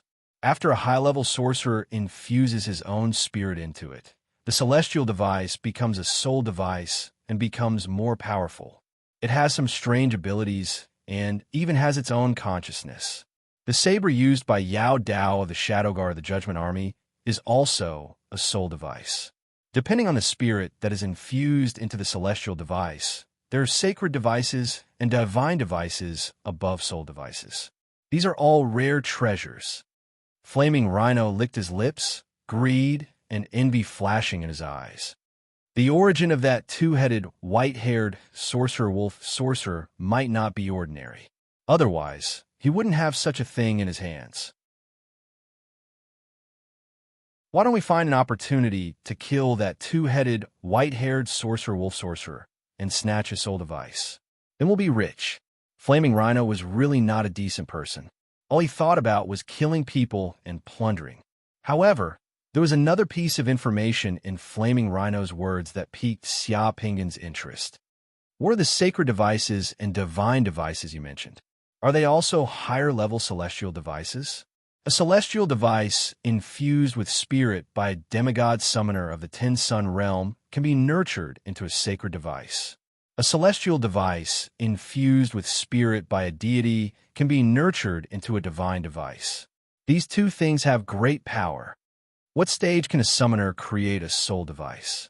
It's not that easy for a summoner to create a soul device. Splitting one's own spirit and injecting it into the celestial device might cause one to die or become crippled. Flaming Rhino shook his head. As far as I know, there were some 3 Sun Realm or 4 Sun Realm summoners who wanted to create a soul device for themselves, but they didn't end well. Those people ended up either going crazy or becoming stupid. Some even died. Only high-level summoners can create a soul device. Generally, only those above the 7 Sun Realm can do it. Xia Pingan stroked his chin, revealing an interested expression. Can a 3 Sun Realm or 4 Sun Realm do it? It doesn't sound difficult. Flaming Rhino was shocked, and his expression changed. Don't tell me you want to do it yourself. Then can I trouble you to undo the sealing technique for me before you do it? Otherwise, if something goes wrong with your head and you go crazy or become stupid, then I'll be in trouble. You haven't told me how to do it. I'm in the 5 Sun Realm now. Why wouldn't I know how to do it? Xia Pingan asked. As long as you learn the soul-splitting secret technique, You'll be able to create soul artifacts. Where can I learn this secret technique? The soul-splitting secret technique was originally a secret technique of the Dream Spirit Church. Many summoners can learn it, but tens of thousands of years ago, the Dream Spirit Church suddenly fell into decline, and the orthodox inheritance of the soul-splitting secret technique was lost. However, there are still a few summoners who know it. If you're lucky enough to meet one of these summoners, you'll be able to learn it. I heard that the Dream Spirit Church has some ruins and shrines in the void secret realms that contain the inheritance of the soul-splitting secret technique. Oh, so that's how it is? Xiao Pingon nodded, and then asked curiously, right, didn't Tuli kill a few demon wolf wizards tonight? Why didn't they drop a realm pearl? Demon wolves don't drop realm pearls. Generally speaking, only demon wolf wizards who enter subplanes will drop realm pearls. Only demon wolf wizards who enter subplanes will drop realm pearls. Yes, but I don't know why that's the case. It might involve the secrets of the gods. Xiao Pingon muttered to himself for a moment, and then glanced at Flaming Rhino. With a wave of his hand, he took out the box containing the realm pearl and divine sense crystal that he'd obtained from Tului's body. Without even looking at it, he threw it into Flaming Rhino's hand. Here, this is for you. It should increase your divine power by a few points. Flaming Rhino was stunned when he took the box that Xiao Pingon had thrown to him. He never thought that Xiao Pingon would give him a share of the spoils. This was a rare realm pearl. This is for me? Flaming Rhino couldn't believe it. What, if you don't want it, then give it to me. Xiao Pingon pursed his lips and reached out to take it. Flaming Rhino jumped up and took a few steps back at lightning speed. A strange smile appeared on his face. Of course I want it, of course I want it. I just didn't think that I would get a share of it. What a joke. When a summoner's cultivation reached this level, they could only improve by relying on rare realm pearls. Only a fool would refuse a rare realm pearl that was already in his hands. Sealing is one thing. That's because you wanted to kill me. You deserve it.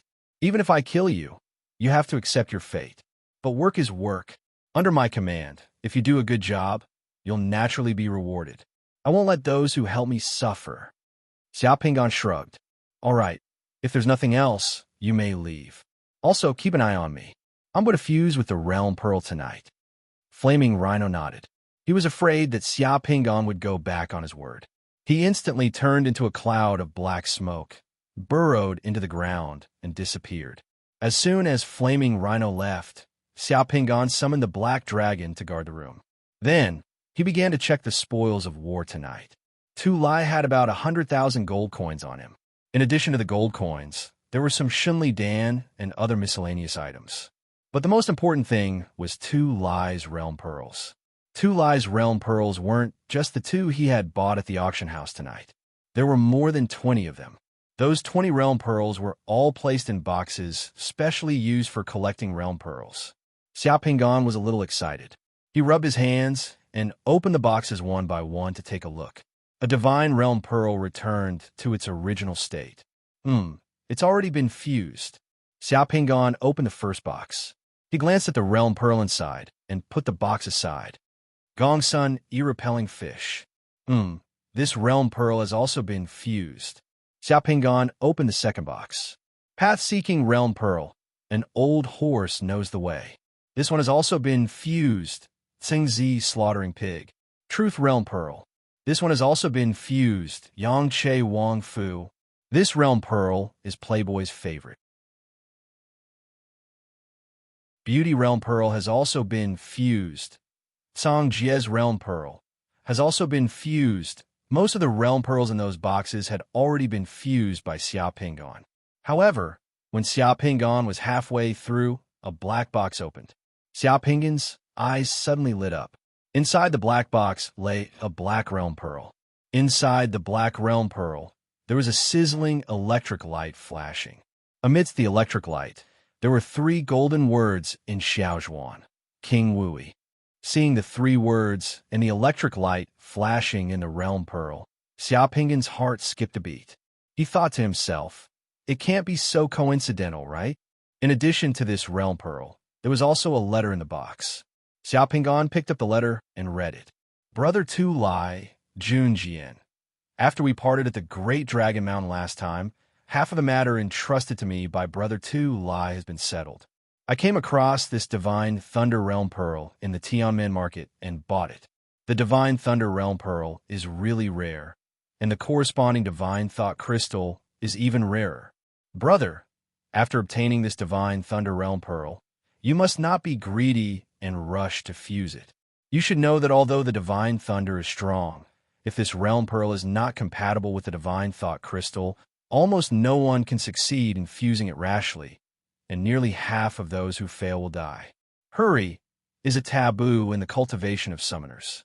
After Venerable Five Thunder, whom Brother envies, obtained a Divine Thunder Realm Pearl, he also patiently searched for more than 20 years before he found the corresponding Divine Thought Crystal for this Realm Pearl. As a result, after fusing it together, he gained the title of Venerable Five Thunder. Now that the Demon Gate is wide open, the Void Secret Realms are beginning to appear. All kinds of rare Realm Pearls and Divine Thought Crystals will definitely appear. Brother, wait patiently until you obtain the corresponding Divine Thought Crystal and fuse with this Divine Thunder Realm Pearl. At that time, Brother will be able to summon the Divine Thunder, and your strength will definitely rise to another level. In addition, Brother has already received the news of the Runemaster Realm Pearl's Divine Thought Crystal that Brother wants last time, but I was a step late and was taken away by someone. However, Brother has recently found out the whereabouts of the person who bought the Runemaster Realm Pearl.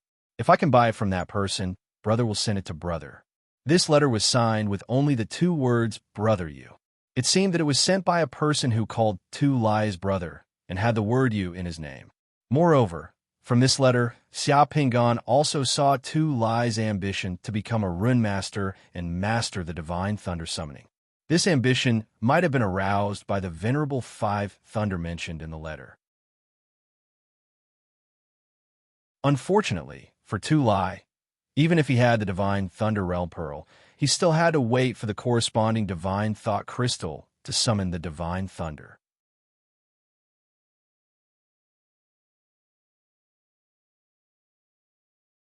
Chapter 349. The moment Xia Pingan opened his eyes, he realized that he was walking on a bustling street. The street was bustling with people and carriages. The buildings on the street had upturned eaves and arches. Listening to the people on the street, he could hear a thick Hunan accent in their words. It felt very intimate. In addition, there were two Yamen runners dressed in black with sabers hanging from their waists. The pedestrians on the street looked at him with reverence. Was this Luoyang during the time of Emperor Guangwu? Xia Pingan looked at the buildings and local customs on the street, and he couldn't help but have such a thought. Yes, the Realm Pearl he had fused with was the Realm Pearl of the Vajra Neck. His current identity was Dong Xian. At this moment, Dong Xian was the Luoyang magistrate, which meant that he was the local magistrate of Luoyang. It was obvious just by looking at the buildings on both sides of the street. The city was filled with all kinds of government offices, warehouses, city offices, and the residences of high-ranking officials and nobles. In Luoyang, there were many rich and powerful families. Many of them were well-connected.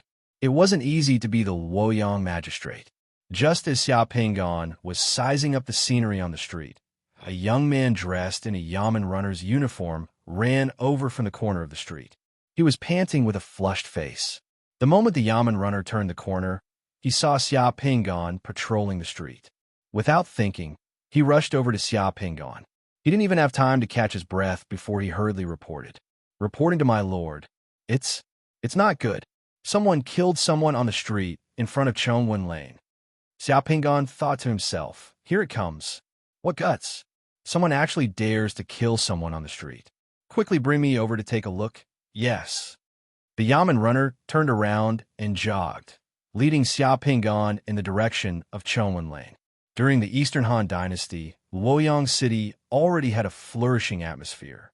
East and west of the city, 6 miles, 11 steps, 9 miles, 100 steps, 9 miles, 100 steps. The entire urban area of the city was already around 10 square kilometers. It was divided into a total of 12 city gates. On the two sides of each gate, There were 2 towering towers that could be seen even from within the city. Under the guidance of the bailiff, Xiao Pingon walked as if he was flying. Within a few minutes, they had arrived at Chongwen Lane where the incident had occurred. A group of commoners surrounded the street. They were all there to watch the commotion, but because someone had died, they didn't dare to come over. They could only watch from afar as they discussed. Some people even had looks of terror on their faces. Many commoners didn't even dare to look, covering their eyes, as they quickly walked past. A man carrying a pole was lying on the side of the street. Blood was flowing all over the ground. Some dried fruits that were carried on the pole were also scattered all over the ground. 2 yamen runners stood at the side to maintain order. When they saw Xia Pingon walking over with large strides, they immediately heaved a sigh of relief. When Xia Pingon arrived, he directly went to the man on the ground and squatted down to take a look. The man on the ground was in his 30s. He looked like a peddler who sold dried fruits. His face was filled with the vicissitudes of life.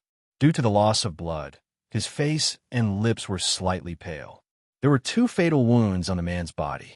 One was on his neck, and the other was on the right side of his chest. Looking at the wounds, he should have been killed by a sharp weapon like a sword. What's going on here? Who is this man? Why was he killed? Xiao Pingon stood up and asked the 2 yamen runners who were guarding the place. Reporting to my lord, this man is called Li Xiaoman. He is a commoner of Chongwen Lane who sells dried fruits for a living. According to the surrounding commoners, Li Xiaoman was carrying a pole on the street when a man whipped his horse to gallop on the street and overturned Li Xiaoman's pole. Li Xiaoman didn't want to comply, so he pulled the man's horse. Unexpectedly, the man was so rude and unreasonable that he beat Li Xiaoman as soon as he got off the horse. The 2 of them struggled for a while before the man pulled out the knife at his waist and killed Li Xiaoman. Then he rode away on his horse. How dare he kill someone in the city in broad daylight? Who is the murderer? Xiao Pingon said angrily. According to the surrounding commoners, the murderer is Princess Huyang's servant, Santo. After that person killed someone saw him running to the princess residence. When a yamen runner mentioned Princess Huyang, his voice unconsciously lowered. He looked at Xia Pingon with some uneasiness and carefully sized up Xia Pingon's expression. Princess Huyang, who in Luoyang didn't know her. She was His Majesty's biological sister. Before His Majesty ascended the throne, she lived with His Majesty. Even His Majesty had to show some respect to her. Who would dare to arrest Princess Huyang's servant, Santo, after killing someone? Xiao Pingon knew that the Santo mentioned by the yamen runner was equivalent to a servant or follower in the Han Dynasty. Being able to ride a horse and carry a knife in the city meant that he was favored by Princess Huyang. He wasn't an ordinary servant. Call the neighbors who saw the murder here. I will personally question them. Yes, several yamen runners called the neighbors who witnessed the murder here. Xiao Pingon questioned them personally. He asked about the whole story and the identity and appearance of the murderer. The murderer was Princess Huyang's servant, Santo. Xiao Pingon asked the yamen runner to inform the victim's family to collect the corpse. Without saying a word, he directly turned around and returned to the magistrate's office with his men. After returning to the magistrate's office, Xiao Pingon signed the arrest warrant according to the procedure. He asked the head of the magistrate's office to bring people to Princess Huyang's residence to arrest the murderer, while he waited in the magistrate's office. A few hours later, the head of the magistrate's office and a few others returned with gloomy faces. Of course, they didn't bring the murderer with them. Your Excellency, when we arrived at Princess Huyang's residence, we knocked on the door and explained our purpose. The gatekeeper of Princess Huyang's residence chased us away and scolded us. He even threw out the arrest warrant signed by Your Excellency. He didn't let us in at all. The head of the magistrate's office lowered his head and said with shame, "Okay, I got it. Thank you for your hard work. Your subordinate is incompetent. As the magistrate of Luoyang, I have to uphold justice for the people of Luoyang. No matter who that person is on Princess Huyang's side, I have to kill him. That person can't hide in Princess Huyang's mansion forever. Princess Huyang likes to go on a tour. Every time she goes on a tour, she would take Song Tu with her. I estimate that Princess Huyang will definitely go out on a tour in a few days. From now on, send someone to keep an eye on Princess Huyang's mansion. As long as Princess Huyang takes that person out of Princess Huyang's mansion while she's on a tour, you have to inform me immediately. The head of the magistrate's office were all local tyrants in Luoyang. They didn't have the ability or courage to barge into the Princess Huyang's residence.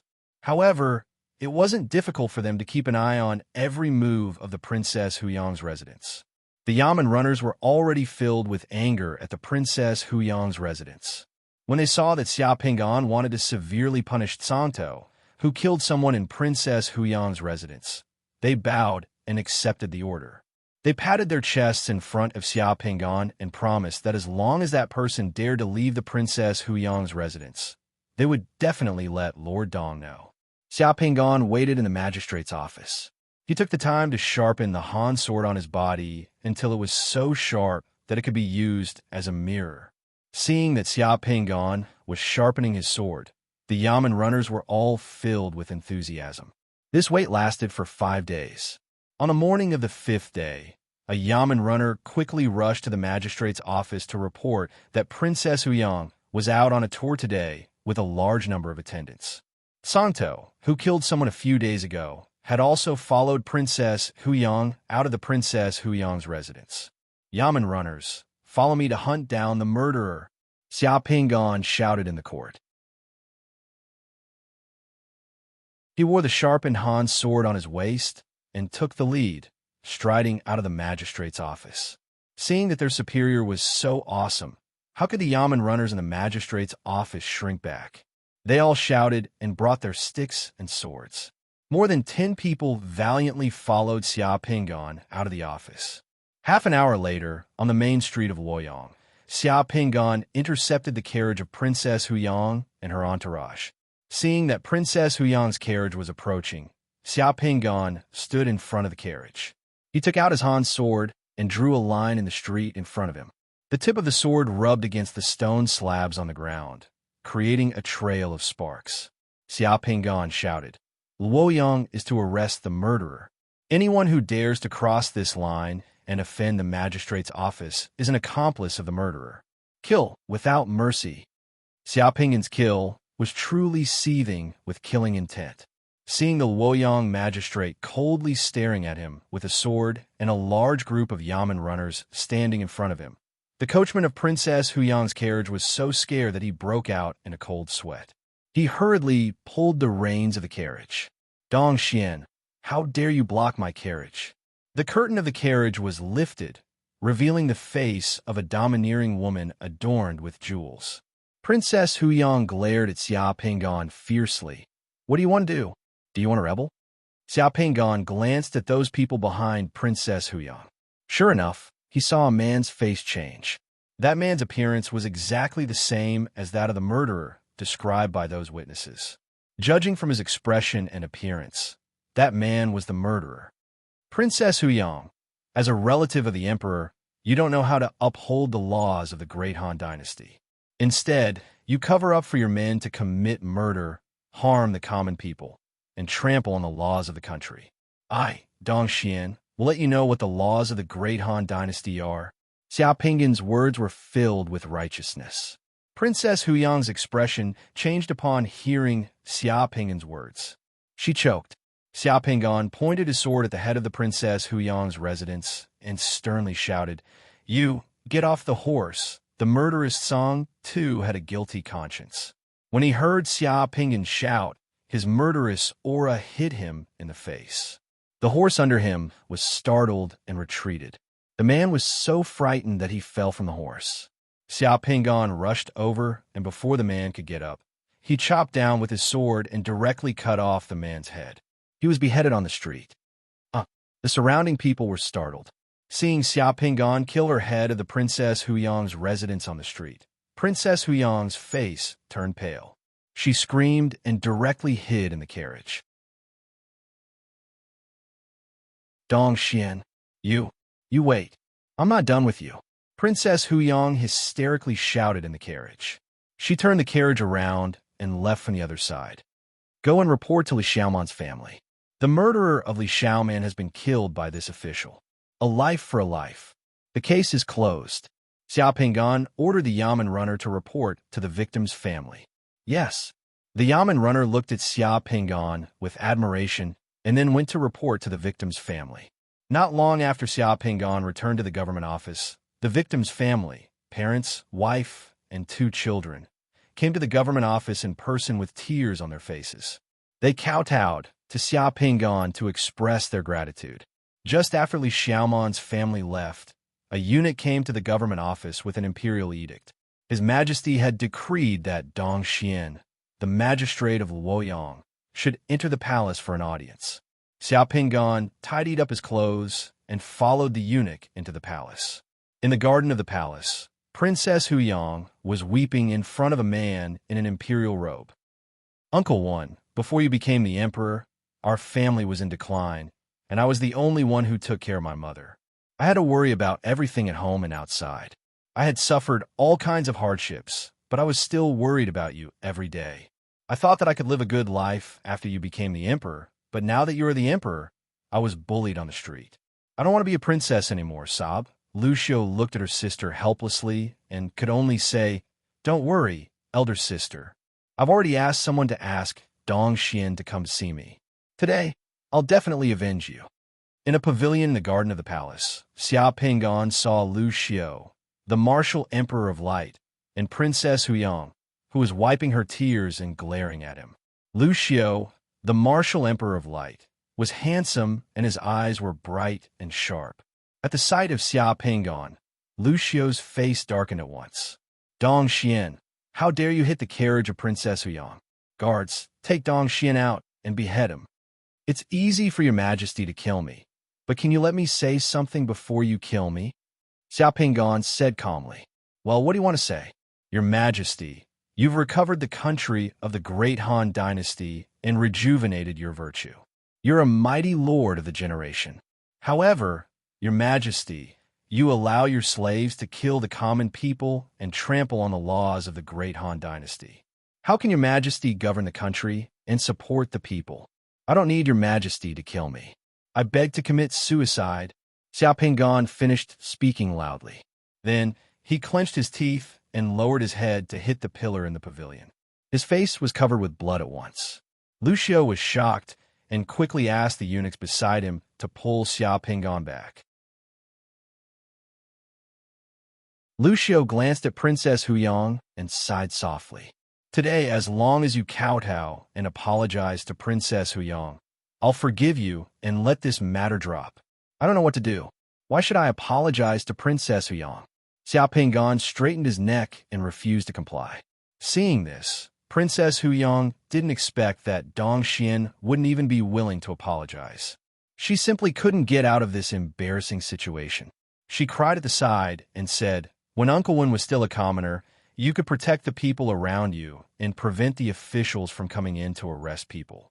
Now that Uncle Wen has become the emperor, why can't you take care of a Luoyang magistrate?" Lucio had no choice but to give a look to the imperial bodyguards beside him. Those eunuchs rushed over and grabbed Xiao Pinggan's hands. They pressed Xiao Pinggan's neck and body and pressed Xiao Pinggan's head to the ground. They insisted that Xiao Pinggan bend his neck and kowtow and apologize to Princess Huyang. Xiao Pinggan tensed up and let those eunuchs press him with all their strength. However, he didn't lower his head and didn't bend his neck. Seeing that Xiao Pinggan couldn't lower his head and apologize, Lucio spread his hands to Princess Huyang. "Sister, this person is very strong. He's not afraid of death, but he won't lower his head. His neck is so hard. Even if I'm the emperor, I can't do anything to him." Seeing this situation, Princess Huyang was also helpless. She could only fling her sleeves and leave. After Princess Huyang left, Lucio looked at Xiao Pinggan and smiled. Then he gave Xiao Pinggan 300,000 yuan and asked the imperial bodyguards to send Xiao Pinggan out of the palace. As soon as he stepped out of the palace, the world of the boundary pearl shattered. In the room, Xiao Pinggan opened his eyes and let out a long sigh. It had been a long time since he fused with the boundary pearl. The feeling of being filled with divine power really made him miss it. This boundary pearl increased the divine power in his secret mandala by 42 points. Now, the upper limit of the divine power in the secret mandala reached 5,798 points. Other than the increase in divine power, Xiao Pingan also obtained a divine skill, King Kong Neck. Xiao Pingan used up 10 points of god power to buff himself with a Vajra's neck. He only felt his neck heat up and the buff was complete. He touched his neck and the feeling didn't seem to have changed at all. His neck didn't feel stiff either. Xiao Pingan thought for a while. Then, he took out a knife from the space warehouse and slashed at his neck. Dang! A crisp sound was heard. Xiao Pingan only felt his neck tremble slightly. However, he didn't lose a single strand of hair. The knife that was slashing at his neck was deflected. There was even a grain-sized hole on the blade. A smile immediately appeared on Xiao Pingan's face. This Vajra neck was indeed useful. During a fight, he could use it on himself. The most vulnerable part of his neck would be completely immune to attacks. This realm pearl could do the trick. He had to thank Adept Dongxian for leaving behind this realm pearl for the future generations. It didn't take long to fuse with this boundary pearl. Xiao Pingan then took out the debate of Haoyang, boundary pearl, and continued to fuse with it. The debate of Haoyang, boundary pearl, was the famous debate between Zhuangzi and Huizi on the bridge of the Haoyang River while looking at the fish in the river. For those who knew this story, fusing with this boundary pearl was even easier. In just 2 minutes, the boundary pearl was completely fused with a few words. The upper limit of Xia Ping and Secret Mandala's divine power increased by 20 points, reaching 5,818 points. After fusing with these two boundary pearls, Xiao Pingan took out the Divine Thunder Boundary Pearl, flashing with lightning, and began to fuse with it. Probably not many people knew that the reason why this King Wui's Boundary Pearl could summon Divine Thunder was because King Wui had used an unimaginable method to summon Divine Thunder from the heavens to strike him. In the history of Huaxia, there were all kinds of absurd emperors. However, a weirdo like King Wui, who could summon Divine Thunder to strike himself to death, was absolutely unique in the world. He could be said to be the first person to seek death in history. Xiao Pingan had just been imitating Zhuangzi for a few minutes. However, this Divine Thunder Boundary Pearl wanted Xiao Pingan to be the opposite of Zhuangzi, a King Wui who defied the heavens wherever he went. It was quite a coincidence that these two boundary pearls could fuse together. Xiao Pingan was soon wrapped in a cocoon of light that flashed with electric light. In the boundary pearl, Xiao Pingan opened his eyes and saw a eunuch standing respectfully in front of him. "Your Majesty, the craftsmen you've been looking for have been found." The 5,000-word chapter was delivered. The second chapter was a little late today.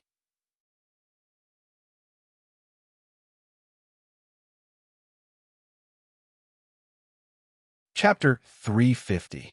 This realm bead didn't give Xiao Pingan any time to prepare.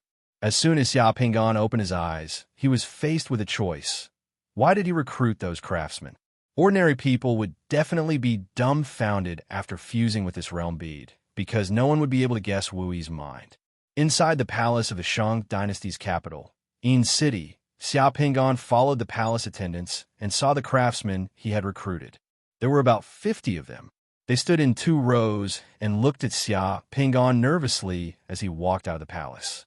"Greetings, Your Majesty." All the craftsmen saluted Xiao Pingan because Xiao Pingan's current identity was the supreme ruler of Yinshang, King Wui. "What craftsman are you?" Xiao Pingan asked an honest-looking craftsman with thick hands standing in front of him. "I'm a carpenter," the craftsman answered. "What about you?" "I'm a cobbler," a craftsman beside him answered. "What about you?" "I'm a stonemason." "What about you?" "Coppersmith." These 50 craftsmen were the best craftsmen in Yin City. Each of them was rubbing their fists and waiting for Xiao Pingan's orders. Xiao Pingan rubbed his temples. Wui was so heaven-defying that he had to think about how to give his orders. "I want to make a puppet. The puppet has to be the same size as me, have a nose, eyes, hands, and feet, and be able to wear clothes. In short, the more it looks like a human, the better." All right, I also want to build a high platform in front of me. I want a wooden shelf on the platform. The higher, the better. The shelf must be able to hang things up and down. Also, I want a cobbler to make a bunch of leather bags for me. Once they're done, I'll reward you handsomely. Once they heard King Wui's words, the craftsmen cheered up. They immediately got ready to work. Xiao Pingan looked up at the blue sky and prayed in his heart. Heavens above, gods above, I'm going to play the role of King Wui in this realm bead. I'm going to try to summon the divine thunder so that I can enforce justice on behalf of heaven in the future.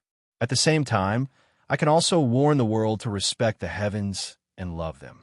I didn't mean to offend them. Please don't destroy my body and soul with the divine thunder. After secretly praying like this, Xiao Pingan felt a little more at ease in his heart. Then, he waited for the craftsman to present the finished products. Damn it, this realm bead is too challenging. You know that you're going to jump down a cliff. Compared with King Wui, King Yu of Zhou, who played with the feudal vassals, was a child's play. A few days later, the craftsman made the wooden puppet that Xiao Pingan wanted. The puppet was the size of a real person and wore clothes. Its eyes, nose, eyebrows, and hair were all made. Then, Xiao Pingan played chess with the wooden puppet in the palace. He asked the eunuch to stand beside the puppet and said to the eunuch, "This puppet is the incarnation of the god of heaven. Now that the god of heaven can't move, you play chess with me on his behalf. Let's see if I'm better than this god of heaven." The eunuch was scared out of his wits. He didn't expect King Wui to give such an absurd order. However, he had to obey King Wui's order. Therefore, he stood beside the puppet and played chess with Xiao Pingan for the puppet. Naturally, the eunuch didn't dare to win against King Wui. After the game, Xiao Pingan won. Xiao Pingan laughed out loud. He pointed at the puppet and said, "So what if you're the god of heaven? I'm the best in the world. I'm the best in the world. You can't beat me in chess." Then, Xiao Pingan took out his whip and directly whipped the god of heaven puppet, teasing and humiliating it. Everyone in the palace was scared out of their wits and turned pale with fright. The people of the Shang dynasty were superstitious. No one expected that King Wui would make a puppet to humiliate the god of heaven. In addition to chess, Xiao Pingan took the god of heaven puppet to compete in all kinds of gambling games in the palace. Of course, Xiao Pingan won every time. Every time he won, the god of heaven puppet would be whipped and humiliated by Xiao Pingan. After a few more days, the wooden platform in the palace was also built. Xiao Pingan went to take a look. The wooden frame and platform were set up very high. It was definitely the tallest man-made building in the entire Yin city. Moreover, there were beams on the wooden frame on the platform that could be used to hang things up. Then, Xiao Pingan had people use leather bags to carry livestock's blood and hang them up on the platform. He stood below the platform and shot an arrow into the sky with a craftsman. The arrow hit the leather bag on the platform, and the blood in the leather bag flowed down from the high wooden frame. Xiao Pingan told everyone below that the arrow he used was shooting the sky. When the leather bag bled, it was the sky that was bleeding. Everyone in the palace was so shocked by King Wui that they kept quiet out of fear. Everyone in the palace was in a state of panic and high pressure almost every day. After Xiao Pingan tossed and turned in the palace for a few months, autumn came. Autumn was cool and refreshing, and it was the season for hunting. As a ruler of the Shang dynasty, hunting was naturally something he could not miss. On this day, seeing that the weather was good, Xiao Pingan led his people, ministers, and nobles out of the palace to hunt. When they just reached the bank of a large river, Xiao Pingan dismounted from his horse and was about to point out a good place to hunt. Under the clear sky, there was a sudden clap of thunder. A dazzling bolt of lightning, like a dazzling beam of light, suddenly fell from the sky and struck Xiao Pingan. The attendants and ministers around him panicked. By the time everyone reacted, King Wui's body was already gone. There was only a big pit on the ground that was emitting black smoke. According to the historical records, King Wui was struck to death by lightning just like that. King Wui was also the only monarch in the history of China to be struck to death by lightning. His ability to seek death was the best in the world. In the room, The light cocoon on Xia Pinggan's body dissipated. Inside the light cocoon, Xia Pinggan's chest heaved up and down. Cold sweat dripped from his forehead. His body trembled inadvertently a few times, as if he had been electrocuted. Finally, he opened his eyes. Just now he was too caught off guard. The moment the heavenly thunder fell, Xia Pinggan was terrified. He thought that he was going to be destroyed by the power of heaven and earth. At that moment, time seemed to have stopped. The great horror of heaven's killing intent made people tremble. Xia Pinggan even couldn't help but recall whether he had done anything wrong or harmed anyone in his life. Then the divine thunder fell. Xia Pinggan's eyes, ears, nose, tongue, and body turned into nothingness. After a long time, Xia Pinggan felt his consciousness return to his body. This realm pearl of King Wui directly brought 100 points of divine power, directly increasing the upper limit of divine power in Xia Ping and Secret Mandala to 5,918 points. There is also a relief sculpture of King Wui being struck by heavenly thunder in the Secret Mandala. The heavenly thunder in the relief sculpture was like a living thing, shining brightly. The words thunder and lightning in the golden text mountain were ignited at the same time. Xia Pinggan calmed his mind, got out of bed cross-legged, and went directly to the small courtyard of his room. He raised his head and looked at the deep starry sky, his thoughts flying. There were endless mysteries between heaven and earth. Was there really a super will that dominated everything? The end of the summoner's path was to become a god. One day, could he become an existence that could pick the stars with a stretch of his hand? Xia Pinggan stretched out his hand, and a ball of lightning jumped between his slender fingers, disappearing in the blink of an eye. The feeling of controlling the divine thunder is indeed powerful. Xia Pinggan whispered to himself. The greatest characteristic of the lightning-type summoning technique was its speed. This speed was the most terrifying. Once this technique was summoned, it could directly lock onto the target and hit the opponent's head. Moreover, it was very powerful. It was too terrifying when used in a fight. It had been a long time since Xia Pinggan went to the spiritual realm. Just as he was about to return to his room and walk around the spiritual realm to see if he could kill a few more horseshoe pests to replenish his energy, black smoke flashed beside him, and the flame rhinoceros emerged from the ground. Tuli's death has a huge impact. The morality gang is making a big move. They're mobilizing people. Xia Pinggan used his remote vision ability to look at the morality fortress from afar. He realized that the morality fortress was brightly lit, as if it was facing a great enemy. Large groups of morality gang members were constantly gathering at the morality fortress. At the same time, Yushan City was not peaceful. From time to time, there were black shadows scurrying around the streets. Killing Tuli was the right move. The morality gang was already in a mess.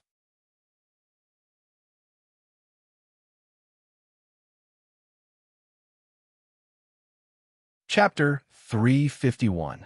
In the afternoon of the second day, in Yushan City, the atmosphere in the Hero Tower was tense.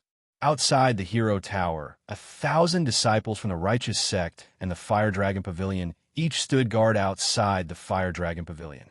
They occupied 2 streets outside the Fire Dragon Pavilion. The disciples of the Righteous Sect were dressed in black armor and held various weapons in their hands. A few of the Righteous Sect's altar masters were hiding in the surrounding buildings. On the other hand, the Fire Dragon Pavilion's disciples were all wearing fiery red capes, which were very eye-catching. The Fire Dragon Pavilion's long spear team was right beside the Morality Pavilion. Under the red capes of the Fire Dragon Pavilion's long spear team members were wearing shiny metal breastplates. The long spear team members were all holding long spears with bayonets attached to them. They also had pistols and short swords on their waists. In the carriages nearby, there were even a few Fire Dragon Pavilion's heavy machine guns. Most of the people in the Fire Dragon Pavilion were ordinary people. They were good at manufacturing firearms and had a place in the chaotic Yushan City. The streets were silent. Both parties were eyeing each other with their swords drawn. All the forces in Yushan City were paying attention to this place. The cause of the incident was naturally the assassination of one of the four great guardian warriors, Tulai. The righteous sect, which was already in conflict with the Fire Dragon Pavilion, immediately targeted the Fire Dragon Pavilion. The atmosphere in the entire Yushan city became tense. If the Tower of Heroes sends out a signal later, we'll immediately destroy the heavy machine guns that the Fire Dragon Pavilion hid in the car outside and kill the captains of the Fire Dragon Pavilion's long spear team. Without a leader, the long spear team is like a pile of loose sand. They're no match for us in close-range combat. Then, we'll cooperate with the protectors in the tower and kill the deputy sect master and the others here in a private room in a restaurant on the nearby street. Two altar masters of the righteous sect narrowed their eyes and looked at the spear team of the Fire Dragon Pavilion outside the Hero Tower. They were discussing how to deal with the Fire Dragon Pavilion. The sorcerer camp of the Fire Dragon Pavilion did not show up. They are probably hiding in the dark. We have to be careful. Without the protection of the sorcerer camp, their spear team will not come out. In the Tower of Heroes, the atmosphere dropped to the freezing point. The Vice Pavilion Master of the Fire Dragon Pavilion, Thunder Destroyer, sneered and crossed his arms.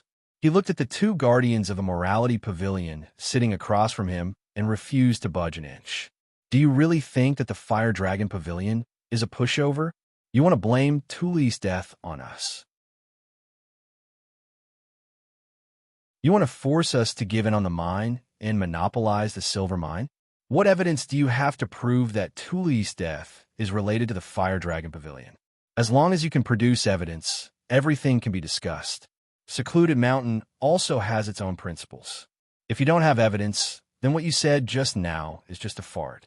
If one of our Fire Dragon Pavilion's members dies one day, can we pin the blame on your Morality Pavilion and demand an explanation from you? Give up the mine? In the entire Secluded Mountain, only the Fire Dragon Pavilion has the motive. What? You have the guts to do it, but you don't have the guts to admit it? Ingfian, one of the two guardians of the Morality sect, also looked at Thunder Destroyer coldly. Unlike Thunder Destroyer, who looked mature and strong like a raging lion, Ingfian looked like a 15-year-old youth. The corners of his eyes were raised, his lips were red, and his teeth were white. He wore a white robe and looked quite charming. However, if one thought that Ingfian was younger than Thunder Destroyer, then they would be wrong. In Secluded Mountain, Ingfian had looked like this since 50 years ago. In terms of age, Ingfian could be Thunder Destroyer's grandfather. Legend had it that Ingfian had once eaten the immortal fruit in the secret realm of the void. Hence, he had always looked like this. You're right, the Fire Dragon Pavilion does have the motive. However, the Morality sect has offended many people. We're not the only one with a motive. Moreover, the people who killed Tulai at the scene were all from the Devil Wolf clan. Do you think we don't know anything? There's so many Devil Wolf corpses at the scene. If you have the guts, go and ask the Devil Wolf clan for an explanation. The Devil Wolf clan is currently having internal strife.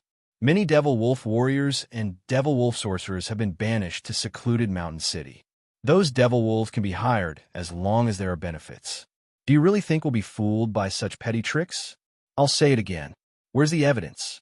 If there's no evidence, the Fire Dragon Pavilion won't admit to anything. If you want to fight or kill, we'll entertain you at any time. Even if you want to see the truth, it's fine. Zhu Kong Xing, the other guardian of the Morality sect, who was dressed in black and had wrinkled skin and white hair, stood up immediately. He was filled with killing intent as he slammed his palm on the table. The huge wooden table that separated the two parties from the negotiation instantly turned into ice shards and scattered on the ground. The auras of the Morality sect members surged wildly. Black fog rolled behind them as if they were about to attack. The people of the Fire Dragon Pavilion also stood up at once. With a wave of their lightning-extinguishing hand, a black ostrich egg-like object appeared in their hands. The surface of the object was smooth, but there were circles of strange runes on the smooth surface. Seeing the object in Lightning Destroyer's hand, everyone on the Morality sect side froze, as if they were frozen. A few of the leaders raised their eyebrows and didn't dare to make a move. The Hero Tower instantly fell silent. Everyone's eyes were focused on the object in Lightning Destroyer's hand. Come on, continue to be arrogant and make a scene. If you want to fight, come on. Lightning Destroyer's face revealed a domineering and ferocious smile. There was even a hint of madness on his body. The fire dragon tattoo on his neck suddenly became clear. Lightning Destroyer glared at the people from the morality sect with bloodshot eyes. I'll trade one of you for all of you. No matter what, it's not a loss. If you have the guts, come at me. Let's see if I dare to die with you, Divine Void Lightning. Ingfian's face was slightly distorted as he stared at the black egg in Lightning Destroyer's hand. You have good eyesight, although this Divine Void Lightning is of the lowest level. It's enough to take all of you away. You dare to detonate it?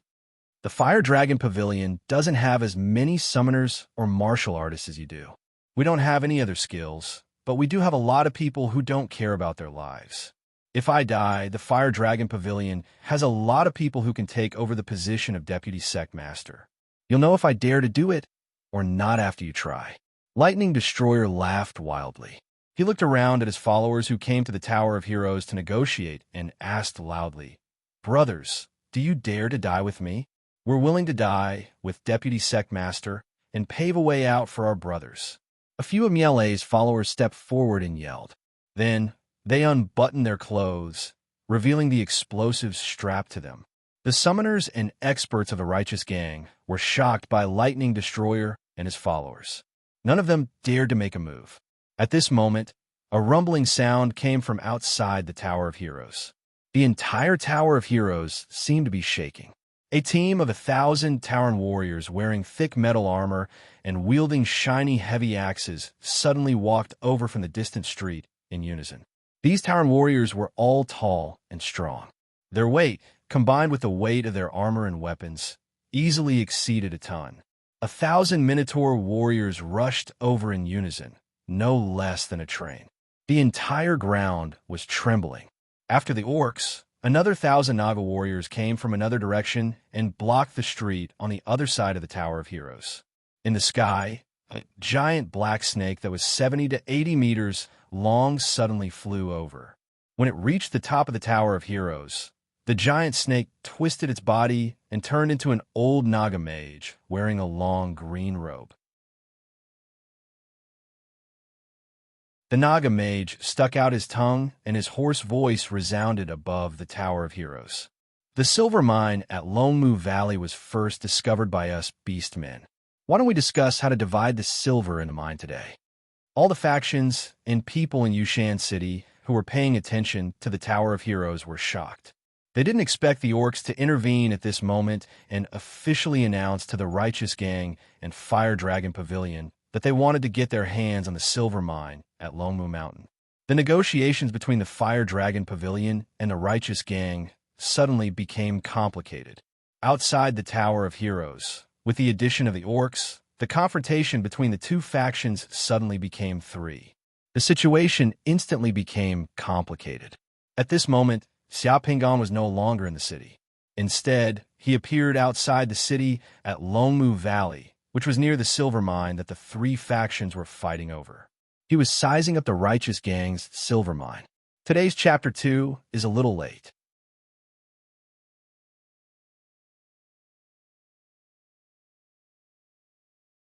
Chapter 352. Outside Yushan City, in a lush mountain ridge, Xiaopingan and Flaming Rhinoceros were hiding behind a pile of rocks. They lowered their heads and looked at the mining site that was in full swing below the mountain ridge. It was a huge mining site. There were at least tens of thousands of people working in the mining site below. The sound of the mining machines was earth-shattering. This was a shallow vein. As long as the ground was slightly excavated, the ore deposit would be exposed. The entire mining site was dug into a huge spiral pit. On both sides of the pit, there were busy people everywhere. The noise from the machines and the noise from the machines mixed together. Dust flew everywhere. It was extremely noisy. The ore that had been excavated was pulled away by the carts. At the smelting factory outside the mining site. On the way in and out of the mining site, there were many armed teams from the Morality Gang setting up checkpoints to prevent outsiders from entering as they wished. This is the silver mining site of the Morality Gang. Xiaopingan glanced at the mining site and turned to ask Flaming Rhinoceros. Yes, at the back of the mountain is the mining site of the Fire Dragon Pavilion. The two mining sites are the same vein. Therefore, this is where the conflict between the two sides lies. One of the four great guardian deities of the Morality Gang, Xionghe and Iron Hands Li, are stationed here with a team of summoners. Shall we kill them again? Flaming Rhinoceros was a little excited. When he was talking about what to do, he couldn't help but lick his lips. His pupils were a little dilated, as if he was immersed in the excitement of the assassination. Xiaopingan also realized that some people became killers or assassins for their livelihood or work. However, Flaming Rhinoceros was completely enjoying the process. Of course, we'll do it. Xiaopingan was also looking at the mining site below. There were many buildings and sheds in the mining site.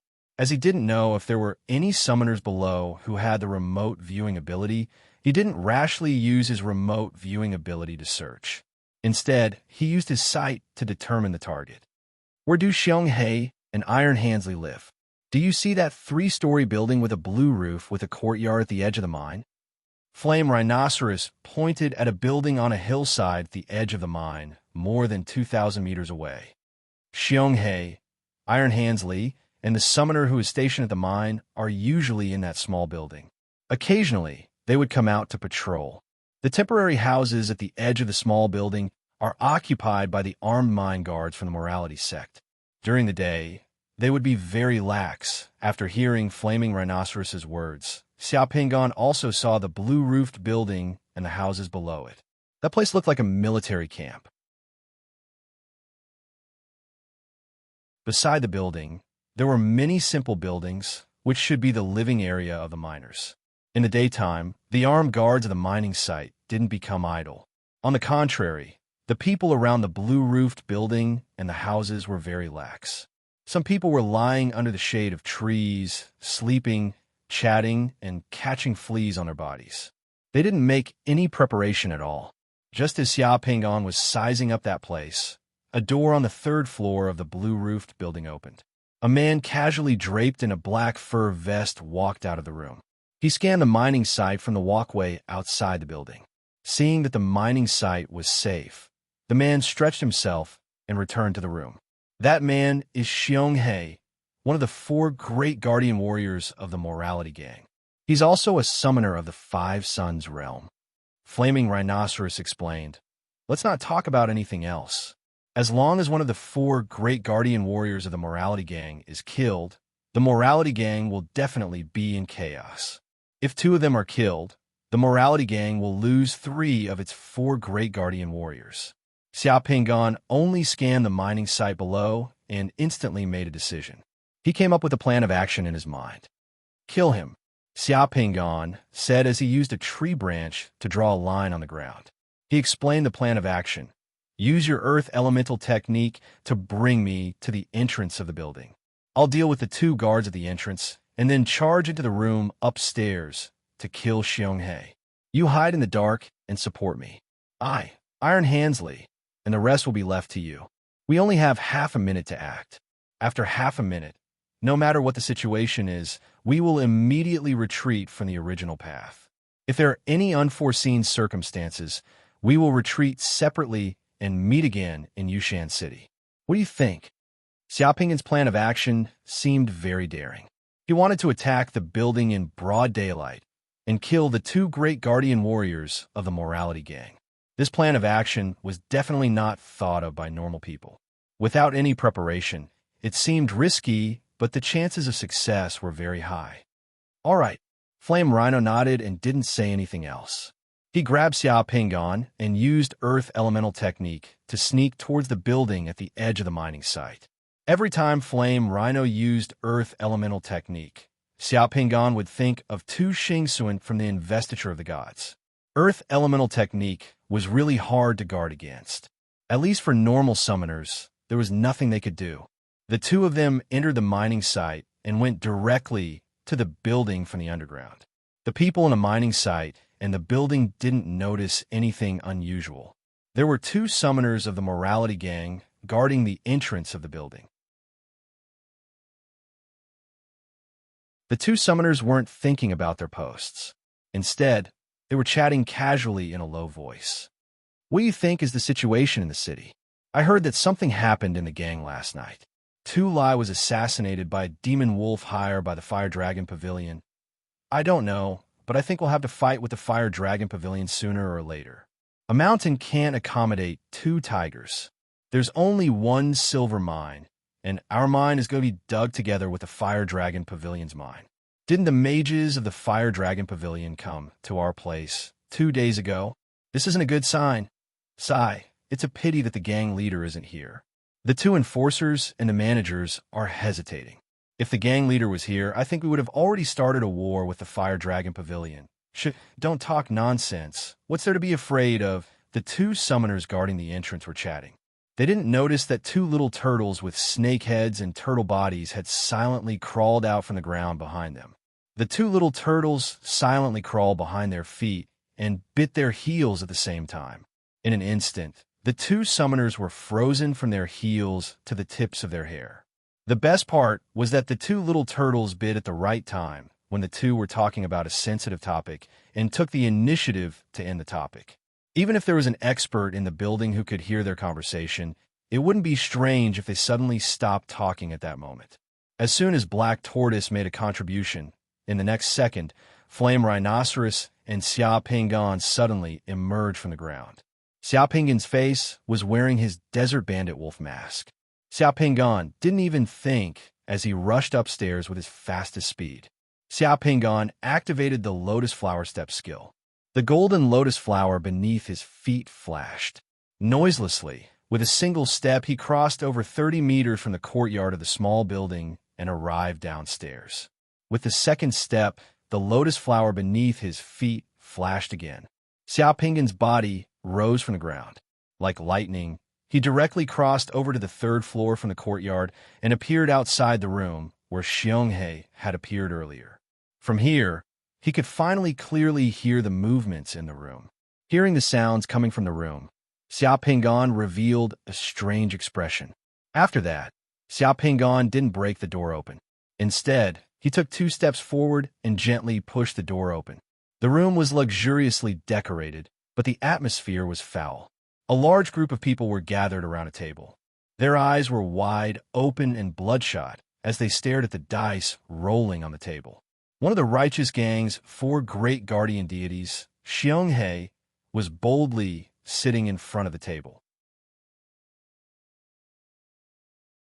Before him was a large pile of gold coins, and he was shouting loudly, "Leopard! Leopard! Leopard!" With Xionghe as the banker, Leopard could kill anyone. As for the others, they were also shouting, "Small, small, small, big, big, big. 15 points, 15 points, 11 points, 11 points." Piles of gold coins were placed on the table. Some people had even placed their realm pearls on the table. On the gambling table, there were people placing their bets on big, small, and even numbers. The odds were all different. Those people were all immersed in gambling. When Xia Pingan opened the door and walked in, no one took notice of him. No one even turned around to take a glance at him. Fuck, if I had known, why would I have been so careful? Seeing the situation, Xia Pingan was speechless. Cough, cough. Xia Pingan had no choice but to cough twice. Hearing Xia Pingan's coughs, someone finally raised their head and looked toward the entrance. Then they saw a guy wearing a ridiculous Desert Bandit mask standing at the entrance. "And what are you doing?" that guy finally asked. Only then did everyone's gaze shift from the gambling table to Xia Pingan. Everyone was slightly startled. "I am here to send you all on your way." After Xia Pingan finished speaking, he used a silence barrier to seal the room. At the same time, terrifying lightning that had been accumulating power for a long time blossomed from his body. Xia Pingan did not summon a single lightning bolt. Instead, he summoned a total of 5 lightning bolts. The effect of the 5 lightning bolts was not at all inferior to the 5 lightning talisman Tu Lai used last night. In fact, it was even stronger. In an instant, every corner and every inch of space in the room was filled with the lightning bolts. The terrifying lightning bolts tore through everything. They passed through one living body after another, electrolyzed, and separated the bodily fluids within those bodies. Their muscles and tissues were necrotized and paralyzed. Their heartbeat stopped, they lost consciousness, and their breathing stopped. Their bodies were burned, carbonized, and then exploded. All of this happened in less than a tenth of a second. That lightning bolt was too fast. Furthermore, its power was too terrifying. Including Xionghe, none of the summoners in the room were able to cast any defensive techniques in time. The final result only proved one thing. The majority of the summoners, although their bodies were valiant, were only made of flesh and blood. These flesh and blood bodies were completely unable to withstand the terrifying bombardment of the lightning bolts. With a single move from Xia Pingan, everyone in the room was killed. You're tuning into the Warrior Lore YouTube channel. Don't forget to subscribe and join us on this journey to catch the most captivating stories.